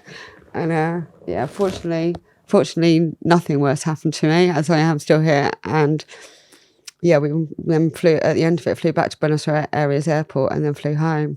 Oh, how relieved were you? Really relieved. But it was really, really, really sad to find out that Sam's no longer with us. And I really feel like she had a hard time. So can you identify any of those 3 men? No, the only thing I know about that man, I've got pictures of one of them, but I haven't got pictures. I've got one picture of him. All I know is his name was Stephen. And he was an oil baron. So did Washington. You step away from that after that skirt, or was there other situations? That was the most dangerous one. I realised within a couple of years that it was all about trying to get me to do stuff that I didn't want to do. And so I was moving away from it. But it was the rave that saved me. It was Ibiza that saved me. Because when you said earlier about when you seen, obviously, Epstein get arrested, you were like, oh, is that him? What did you mean by that? Because I know what was going on there, and that it was exactly that kind of scenario. As these were all kept women, what we would describe as in them days. And so when everything happened with Epstein and I started looking into it, and also started learning about and how all of that, because 5 years ago I didn't understand. Like, I had no idea like I do now. No, me neither. And I have my husband to thank for a lot of that, because he's got a lot of qualifications in social care. But yeah, I just saw how that setup was, and I had to look at him and go, God, that wasn't that grey bloke, was it? But I was like, no, it wasn't that. The same setup though with the modelling. Yeah. The modelling. And this is what happens all the time with models. Oh, it's going to be amazing. Come here. It'll be 10 grand. It'll be, this kind of thing. And genuinely, girls will go often to begin with, totally innocently, and I have the girls that, Sam that I went with, they didn't know, they didn't realise how they were being used and abused. They were like, yes, of course they know that they were taking money for sex, and there's so much shame around what girls have done. And I think they tried to slut shame the girls instead of actually... Well, really, it's the people paying for it that should be shamed, as far as I'm concerned. 100%. So being in that scene, did you know anyone who had been to Epstein's? No. Or heard of anyone? Not personally, no. Did you go to Ibiza next? Yeah. So I first went to Ibiza in 95 for a week. And then in 1999... I went out there literally just after this trip, so this Argentina trip. You needed a holiday. I came back with, I can show you, I haven't got it, but I've got the picture. I came back with an 18-carat diamond encrusted bracelet and 10 grand. So fortunately, that bracelet, actually, I used that over the years as kind of to help me out with money, basically. So, but I had money, so I came back, went straight to Ibiza, and I was kind of, I was a page 3 model at that time, so I was getting on all the guest lists and everything, and it was all good fun. And then in 2000, because I used to go to Sunday Central and Gatecrasher and all the northern clubs quite a lot, and in just after the Don Valley Stadium on the Millennium 2000, which I was at Gatecrasher then, I got together with one of the promoters of Sunday Central. Then they ended up asking me and a few other girls if we wanted to go and work in Ibiza for the season, because Sunday Central was going to Ibiza. So then I was like, yeah, we'll go to Ibiza for the season. And then, because it was part of promo, and I was already a page 3 model, and then all of a sudden we found out Ibiza Uncovered we were going to be there for the second time. So Ibiza Uncovered then went, yeah, you're the couple to follow. So that happened. And so, yeah, Ibiza Uncovered 2 is like me on the beach at Mambo's, getting my boobs out. And then taking people to the Hard House Club, going, come on, let's go. Like this. Because, yeah, and it was a really, really, really mental season. It was a baptism of fire. It was crazy, but I fell in love with Ibiza. I mean, I fell in love with Ibiza in 95, but I absolutely love Ibiza. It's my spiritual homeland. It's being eaten by greed at the moment. But yeah, from 2000, it was my first season in Ibiza. Ibiza Uncovered followed us all season. Mental season. But from then on, I was in Club World ever since full time. So even though I'd do the odd modelling job and things like that, from coming back from that season, I then started Screaming Bristol. And I've been full time in the industry, in the music industry ever since. So just the odd modelling thing. And you managed to get to Burning Man? Oh my God. That's honestly a dream of ours, but obviously Shaun can't go because he's banned for life. Oh, yeah, shit. Yeah, little something happened in America years ago, yeah. You're missing out. Yeah. No. We watch it, don't we? All the different sets. So that's the thing with the music industry. I love house. I love music. I love house music, obviously from Raven, but I love all kinds of music. And so I then went on from Sunday Central, went on to be a club promoter, and then I ended up working at Sirius after that for which is Judge Jules' agency. So it's Judge Jules and Norman J. Started working at Sirius, and after having 3 DJs of my own, I decided to defect and start up on my own. Wow. So in 2006, I started up Ideal DJs, and took my DJs with me.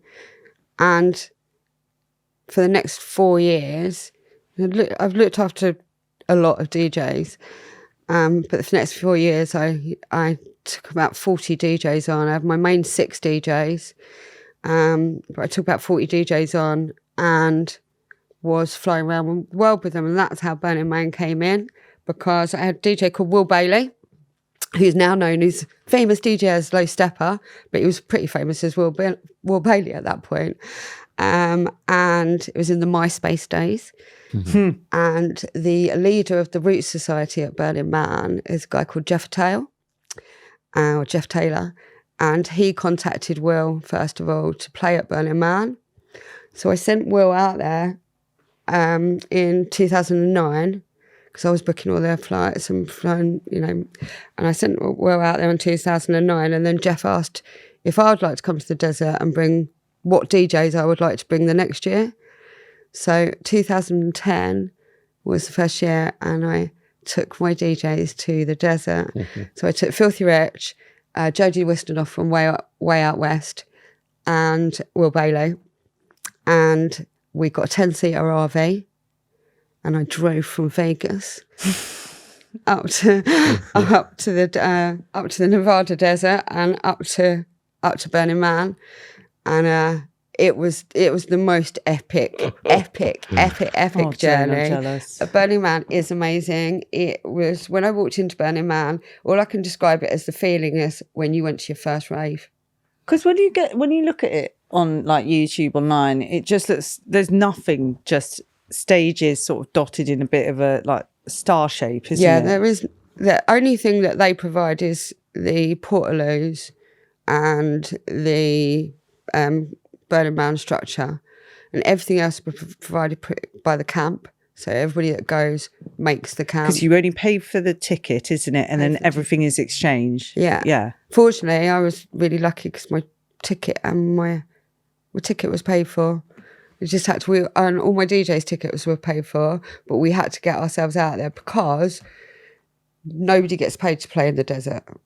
So it's a big thing that's different with Burning Man to everywhere. There's no money in the desert. And if there are people getting paid to play at Burning Man, they shouldn't be, because it's not supposed to be about that. It's not about that ethos. So there is no money in the desert, and it makes things so much nicer. But what about the people filming it for YouTube? Do you reckon they get paid when they put it on YouTube? Asking for a friend. They'll be making the money out of putting it on YouTube, but it's part of the 10 radical principles of Burning Man as to what it's all about, and it is an art festival and all of that. So, and it really did. I was going through absolute hell before I went out there, and I got out there and all my cares went away. And it wasn't because I was doing loads of rugs or anything like that. It was generally like people are really, really free in that desert and free to express themselves, and you don't need loads to let go out there. It's not, there's no branding. It's not about like, oh, there's the superstar DJ and we're not worthy and all of that. There's plenty of superstar DJs out there, but yeah, and that's why I went back 4 years later to get married there. Who's Elro Christmas? So that's how it rolls, as in. So 2010, I go to Burning Man with my DJs. Unfortunately, they deserted me in the desert. Go and look at my podcast on that. They f***ed from my RV and Put that left in me the link there. below. Wow. And that's a whole one. But it really did change me, and my spiritual awakening really did start to begin there. I didn't come back going, I've just had a spiritual awakening, because it wasn't like that. But now I look back, my spirit became free there. So all of the things. It wasn't encouraged by something that rhymes with masker. No, it wasn't. No, and I haven't never done that. But no, it wasn't. It was really as much of, it is a place of expression to let yourself free, and it's a very spiritual place. It just really is, and so much happened and obviously me going home on my own, and everything that happened it was all really, really epic. And then there was a big fallout afterwards, and my DJ's like, oh, and it was just all a bit of a nightmare. But it really, really did change me. And I made a wish, right? It wasn't I'm making a wish. It was I called to the heavens when I was on the Tower of Babel with Elite Force, my DJ. So we were on the Tower of Babel. It's not like 10,000 people, whatever, in front of you. It's my DJ, who's like a absolute megastar in the desert because he's been going for so many years, and he's got like his flares on and everything. And it was just like an epic moment. And I'm like, and I look round, and Will, one of my DJs, he's crying over there because he's like, oh, it's such an emotional moment.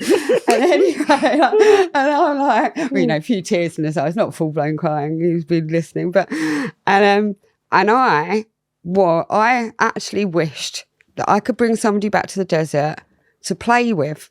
Now, that sounds a bit weird, but I'm on the player, and my DJs were there with their girlfriends, with their other halves and all of that, and I was there on my own.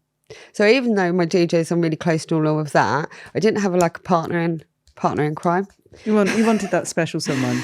And I wasn't going, oh, I want to bring I want a husband or anything like that. I was just like, I want somebody that I can come here with and party hard with, play with. And what I mean play with, as in have fun with, no pretensions, no, like I was DJ manager and agent, all of that kind of thing. And I was just like, this is not the place to work. I don't want to have to worry about getting my DJs to his set and this, that and the other and all of that. I just want to have fun. And so I really do remember, like, it was such a moment. I was like, I really want somebody I can come back here. The next time I come back here, I'm going to bring somebody I can play with. I leave there and is when I start up my first radio station. So I had basically a kind of a vision, and it makes everything's really big at Burning Man. So it makes you believe you can do all these kind of big things. So I was like, right, I came back and I was like, right, I'm going to start the biggest global live and visual radio station with all my DJs. Like, you do. But that's what I did. And that from Ideal DJs, I started a radio station called Ideal Club World, and it was the first live and visual radio station.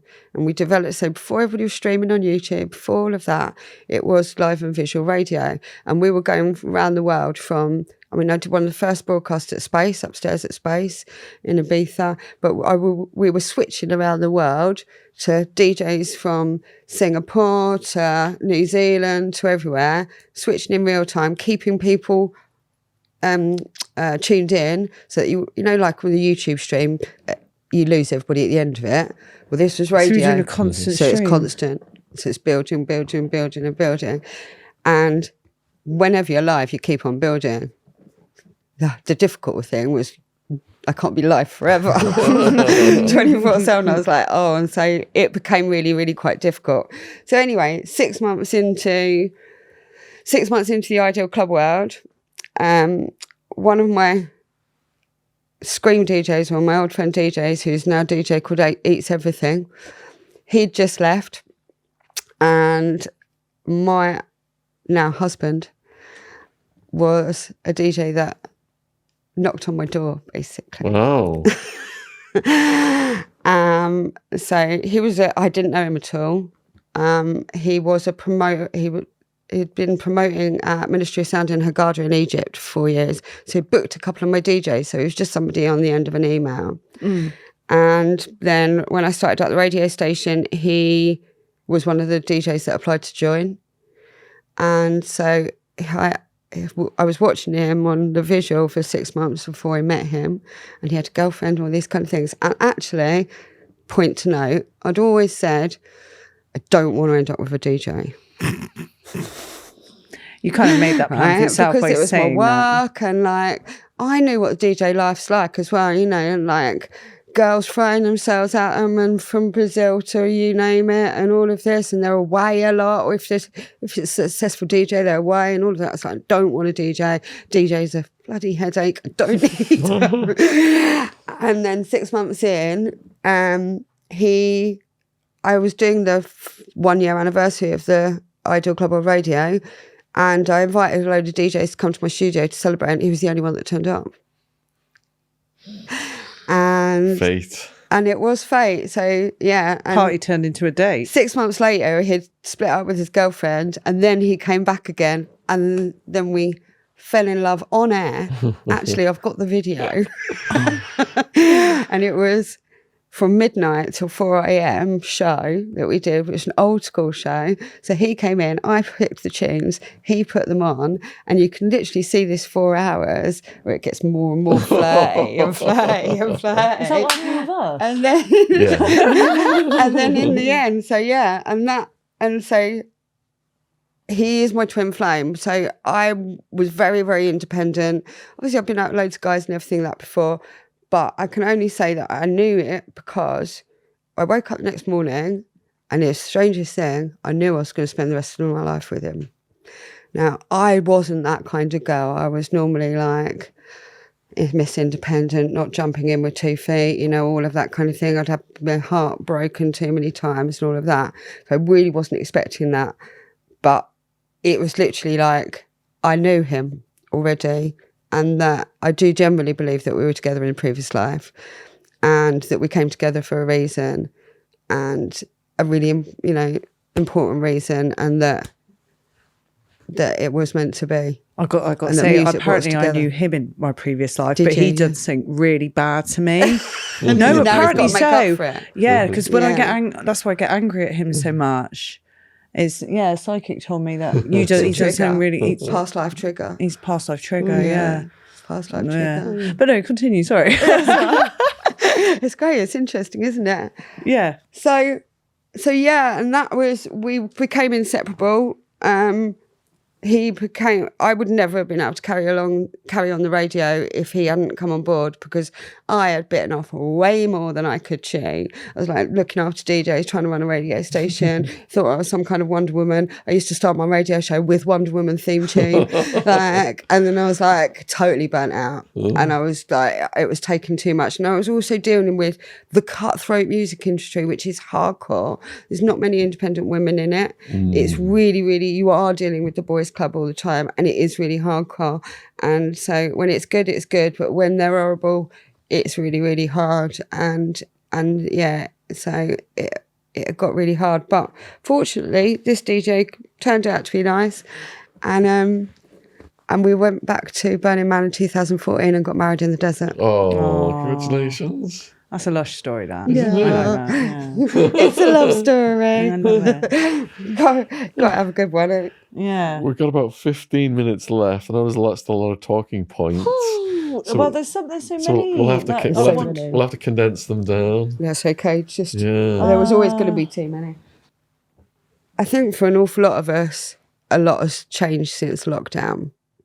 But lockdown was, so as I said before, got with my husband in 2014. Well, got married in 2014. We'd only been with each other a year and a half. He's from Sussex.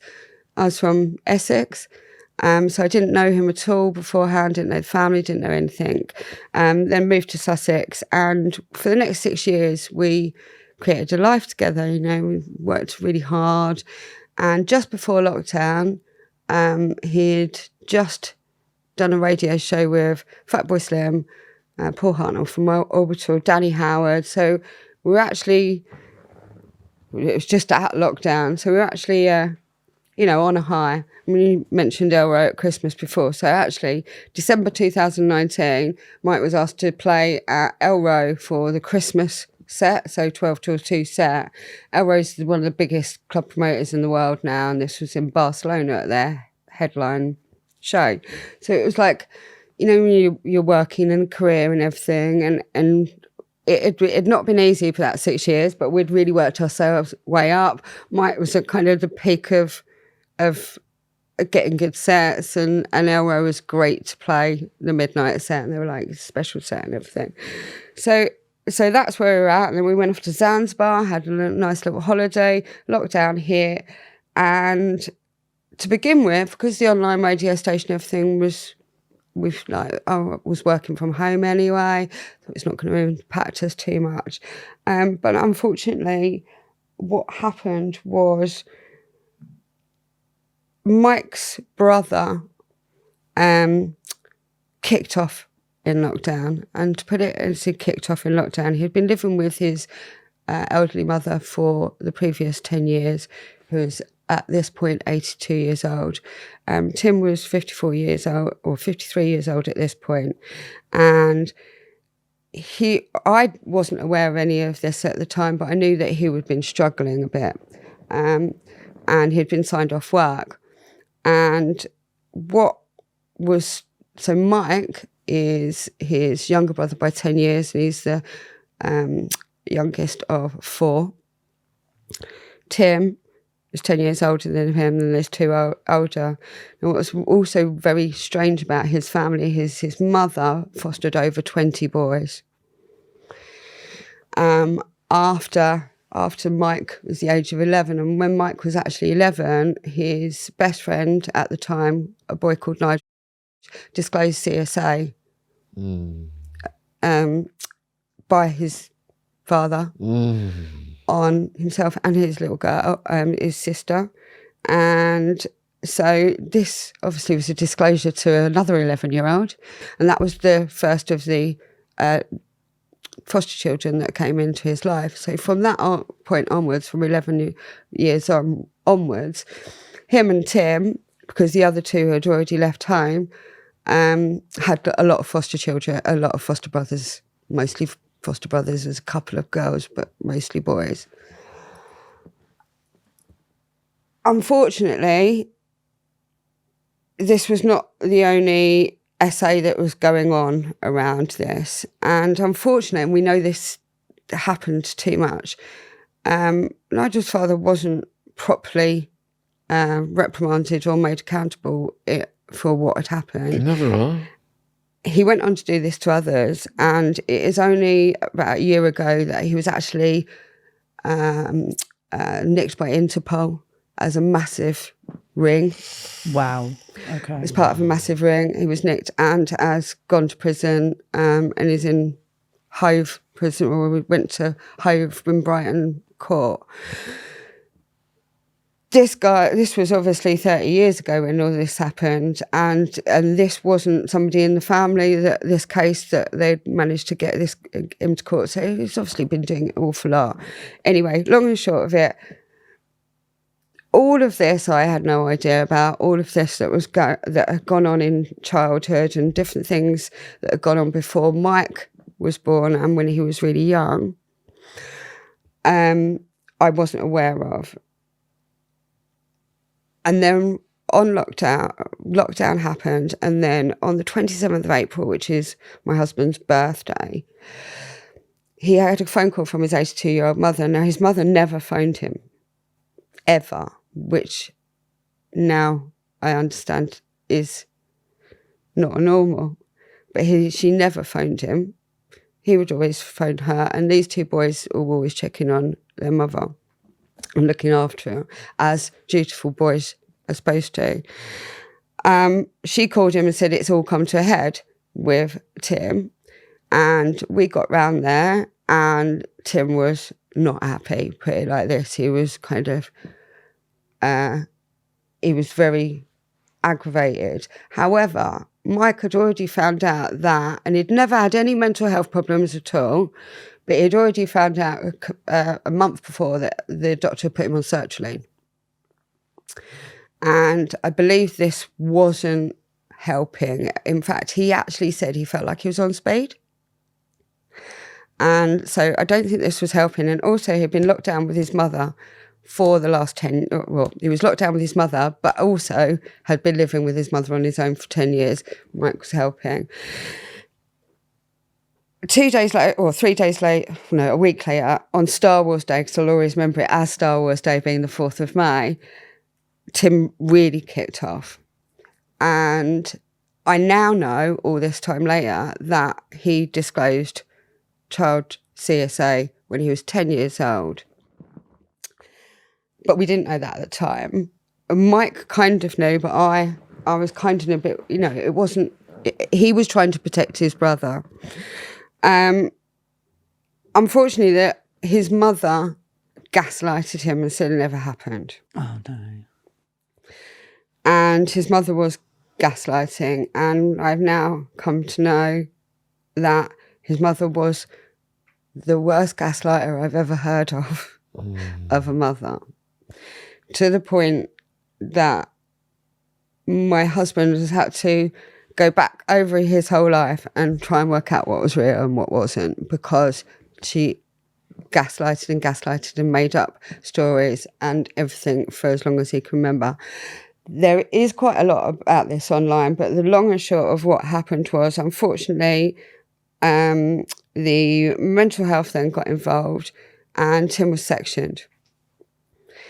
Now, I don't think he should have ever been sectioned, but the only reason he was sectioned was because he was deemed to be a danger to his mother. Now, I know he'd never hurt his mother unless it's, well, because, but unfortunately she was twisting the knife. And he, like my husband, loved their mother. But when you realise that she's been playing you off against each other, triangulation's been going on, manipulation and all of these kind of things, and an awful lot of videos all over the place in the family and all of this going on, then you suddenly realise that this woman that said that she was a great foster mother and had been grandiosing about being a great foster mother wasn't. And that's not me being, it's all her fault or shame and blame. This is the truth of how this has all come to play. And here I am 5 years later this month, because he was then let out, but his mother stopped us talking to him, and he stopped him talking to us. And so these two brothers that were like blood brothers growing up and went around the world together, when Dad died when he was 17, all of this kind of thing, she split them. And what I didn't know, what I do know now, is they've made up this story about me. So what I didn't know at the time is that they'd made a story up about me, and what Mother was unfortunately doing was making up stories to aggravate the situation, and had been telling him that I thought I'd got the wrong brother, which is the most opposite. Like, I said how much I was in love with him, I'm in love with him, and how I didn't even know Tim before. But there was so much malicious gossip and, unfortunately, some levels of jealousy. Now, when a mother can be jealous of their own son, unhealthy, there's something really, really wrong. And when there's this kind of jealousy and this kind of non-naturalness, it's like they can, I mean, as a mother, if you can hurt your children, then there's something really, seriously, really wrong. Yeah. And obviously he's not a child anymore, but it doesn't matter. It really doesn't make any difference. And so we were stopped from seeing him. So basically we were kept in the dark. But I was being told everything was my fault. And I'm like, and I'm also being told things like, he wants to rip off your head and shit down your neck. And all these things that were coming from Mike's eldest brother, while we were being told that we had to keep away because I was his trigger. Now, all of this is all, now I know, deception. But at the time everything that was happening, I literally walked in with a bit of birthday cake and suddenly everything became my fault.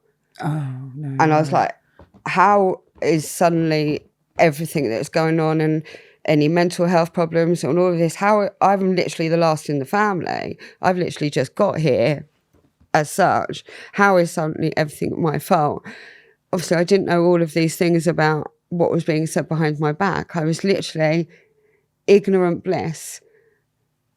I was working full-time, my husband, I wasn't thinking about anything. He'd go and see his mother. I wasn't thinking about any of this. So we didn't know how much it was all being played behind our back. And unfortunately, with these scenarios, things often come back to money. Now, I didn't think the old lady had anything. I wasn't thinking about it. I didn't think about anything. But I was aware that Tim had 40% in her will.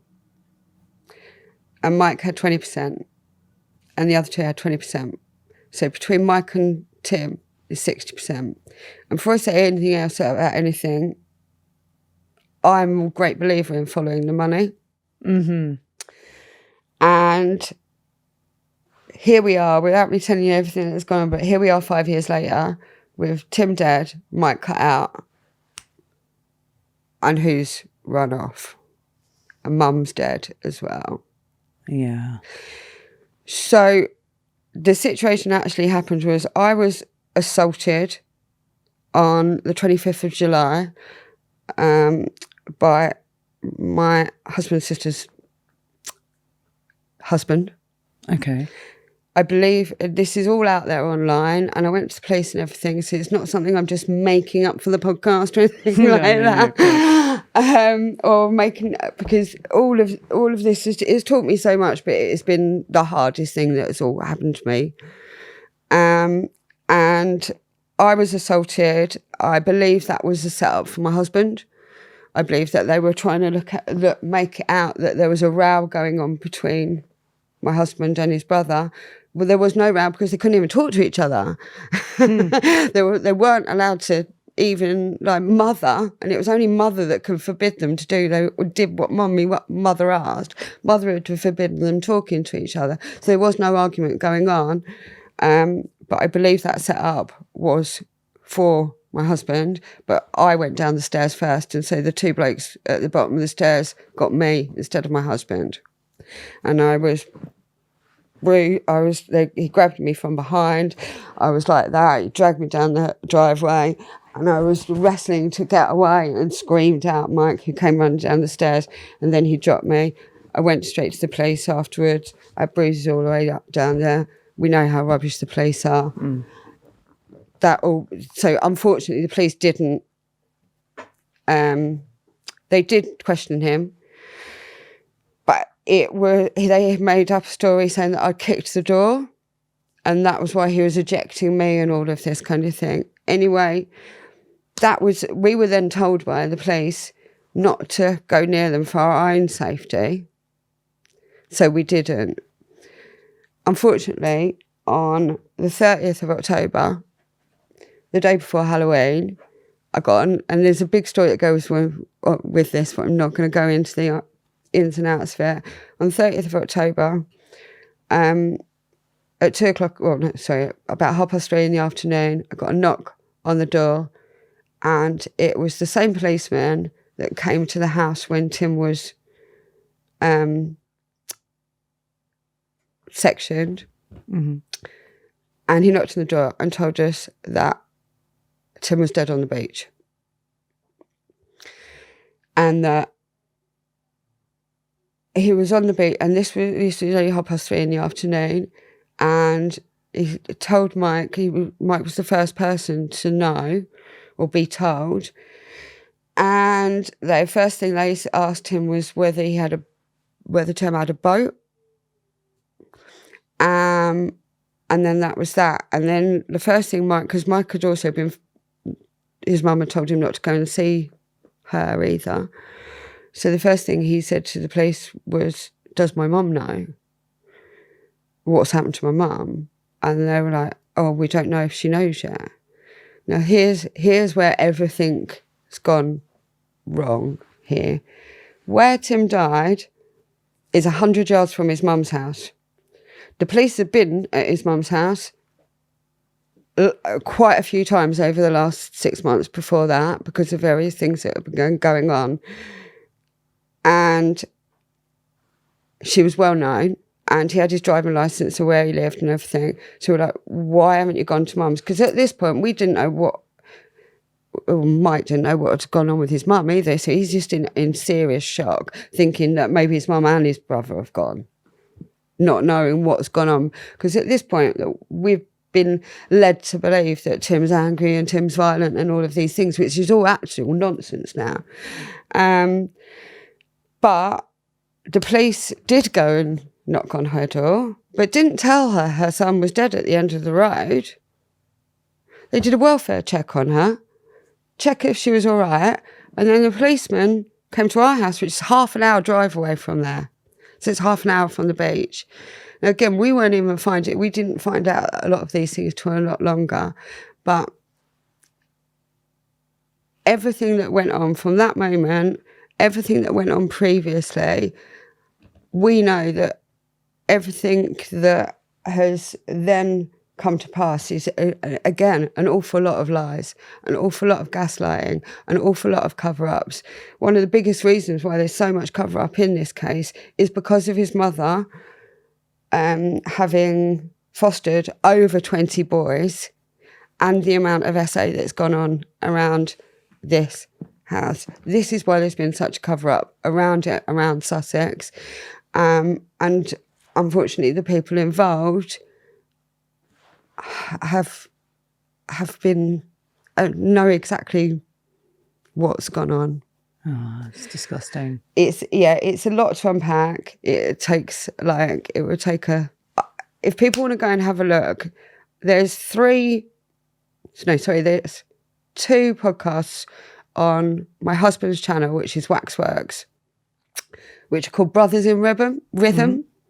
And this is because all of this has been playing out. So because we've always been recording, doing everything online, we have done and said everything we could as things have played out. So there's quite a lot online that you can see. There's a podcast with me and Mike when it was first happening. There's later podcasts. There's bits and pieces of press and stuff in the local newspapers and stuff on the website. It is a massive, complex case. It's still going on for us because justice still hasn't been done. And just like in this Essex boys case, which is, I know there's only one brother that was talking, which is Brian.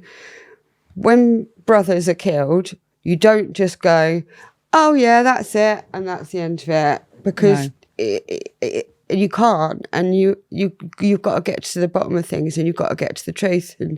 And I have come to learn I had the worst nightmare with Sussex Police. All I wanted was help. It was so obvious of the things that were going on and that were going wrong. But I've never dealt with anybody worse than the police. Of all the promoters, of all the DJs, of all the mafia that I've ever dealt with, I've never dealt with anybody so uncaring, so misogynistic, so corrupt. Just don't care. They literally will wait until you're practically being murdered and then go, oh, I could call 999 if there's somebody there. Yep. And it's so bad, and it's given me a lot of strength to talk about all of these things, because I know that there's so much needs to be talked about, and there's so many victims and so many survivors, boys and girls, and it's always the girls that are being talked about when it comes to SA. It's very rarely that the boys are being talked about because it's so much for them to handle and they can't, and it makes them angry and all of these things. But I know what it was like for Tim when he went forward and disclosed, because he was gaslighted to shut up. They wouldn't even talk about it at the inquest. They would not even talk about it at his inquest.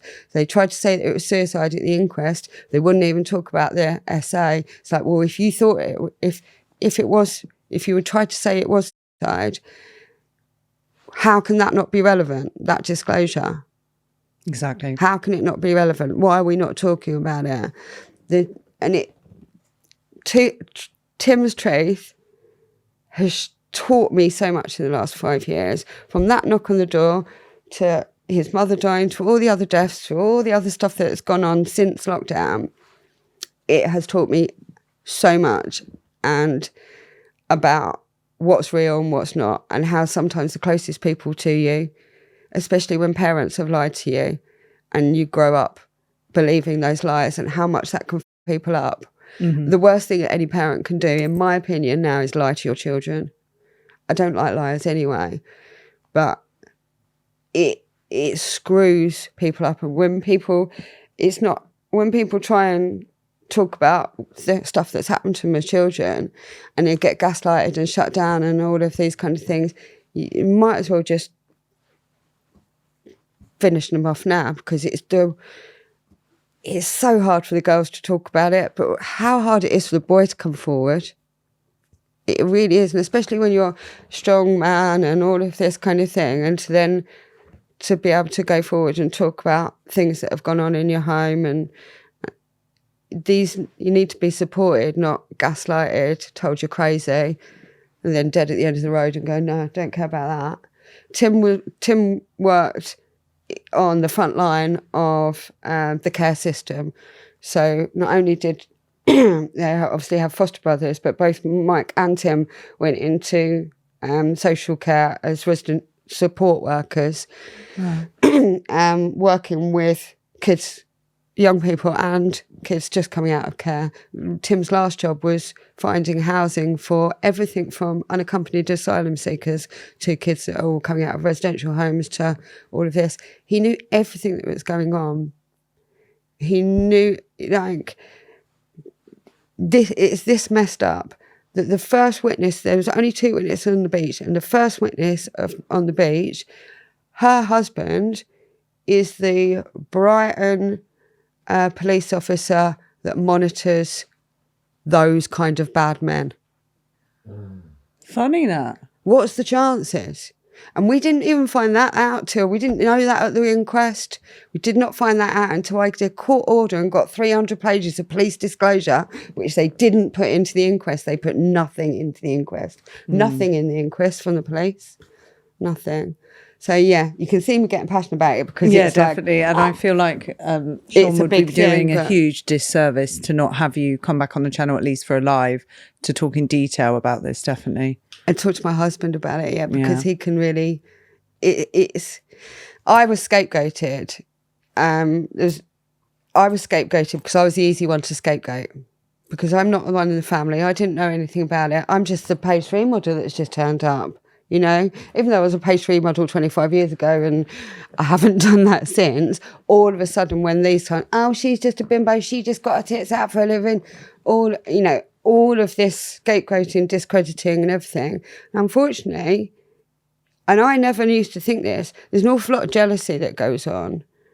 And when me and my husband got married at Burning Man and my dreams came true, the jealousy time bomb just went off. Not with Tim, not with the other people involved, especially Mum and all of this kind of thing. And I would love to, we got very close to just before my dad died, which is what's happened most recently, unfortunately. But we'd done a crowdfund and we were trying to get some help and get some press on it to actually unpack it. Obviously, it is complex. And then I tried to start Whistleblowers United, which was my vision around everything that's happened with Tim.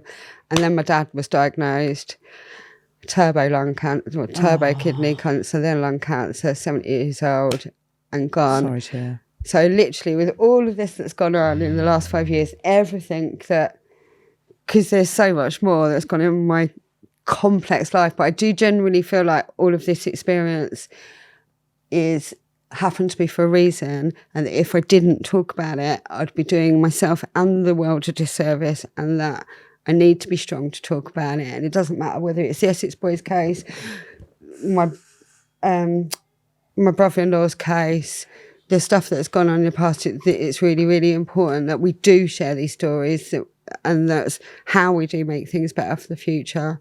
And I've been on sabbatical for most of this year, so Mark Attwood was the last podcast I did, funnily enough, which was called The Lost List, which is about 40 celebrities lost music stars. That was the last podcast I did. I popped into Sonia Poulton's show for half an hour, and since then I have pretty much been offline because I spent my last 14 years online, and then all of this happened. And literally I needed to go, right, I need to sort my resources out, sort myself out. I can't 100%. help anybody while I'm crying because my dad's just died and all of this kind of thing. So this is kind of my move back. So thank you for Is she inviting punch me on. through to the Because truth seeker speaker? oh yeah, I've got so much to get off my chest, as you can tell. And I probably. said, I think Shaun should definitely have you back on. Got like, I thought it was going to be one story. You've got like 20 stories. Yeah. This is where everybody said like, oh my God, I'm you've got so many sure- stories. You can go off Yeah. on so many different tangents. And I'm sure Yeah. people watching the part one will have so many questions too. So yeah, we'd definitely love to do a live with you if we could. And thank you, audience, for listening. And like, yeah, I do love your channel. I watch so much on it. Oh, thank you. And you're not afraid to say it how it is and go deep on all this stuff. And all the deep dives is what we need to change things. 'Cause we've all had colourful lives and everything, but we can change things. I do have complete faith that these wrongs of the past and a lot of, the sins of the fathers sometimes and the mothers, and these, where victims aren't being heard. And I know you're really strong on making sure victims heard, and it's so important these days. And so yeah, thank you very much. Well, and huge thank it's lovely you to meet for coming you. on. Thank you, Sacha, for coming on. Wow. And viewers, let us know in the comments what you think. And please support Sacha at the links, which will all be in the description box. below Subscribe to my this. YouTube. Subscribe to the YouTube It's Sacha free. Wallet. Sacha, Sacha. That's the one. Yeah. Oh, thank you, And then. thank you. Thank you. It's Thank been you. amazing. Cheers. Hope you enjoyed the podcast. There's another Attwood Family Shutters Factory video. Link in the description box on YouTube. Bye, Daddy. Bye. See you. Bye.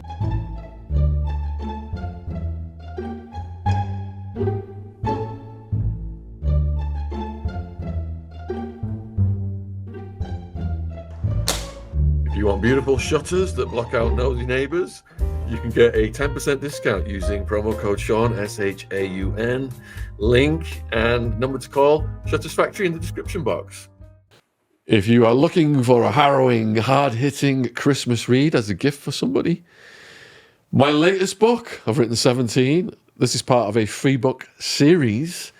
Latest one, third in the installment, Sit-Downs with Serial Killers and Murderers. Link in the description box below this video. From the back, having gained a rep for earning the trust of some of the world's most dangerous people, Shaun delves into his most hard-hitting interviews with the most menacing and violent murderers he's ever met. From serial killers to brutal prison gangs, Shaun has collected his most fascinating and incredible conversations with shocking criminal figures.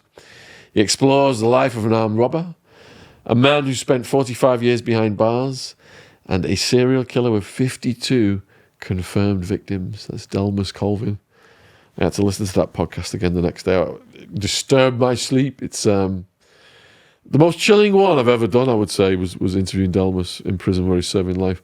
If you're interested in these books, we appreciate your support. Links will be in the description box below this video if you're watching on YouTube. Cheers.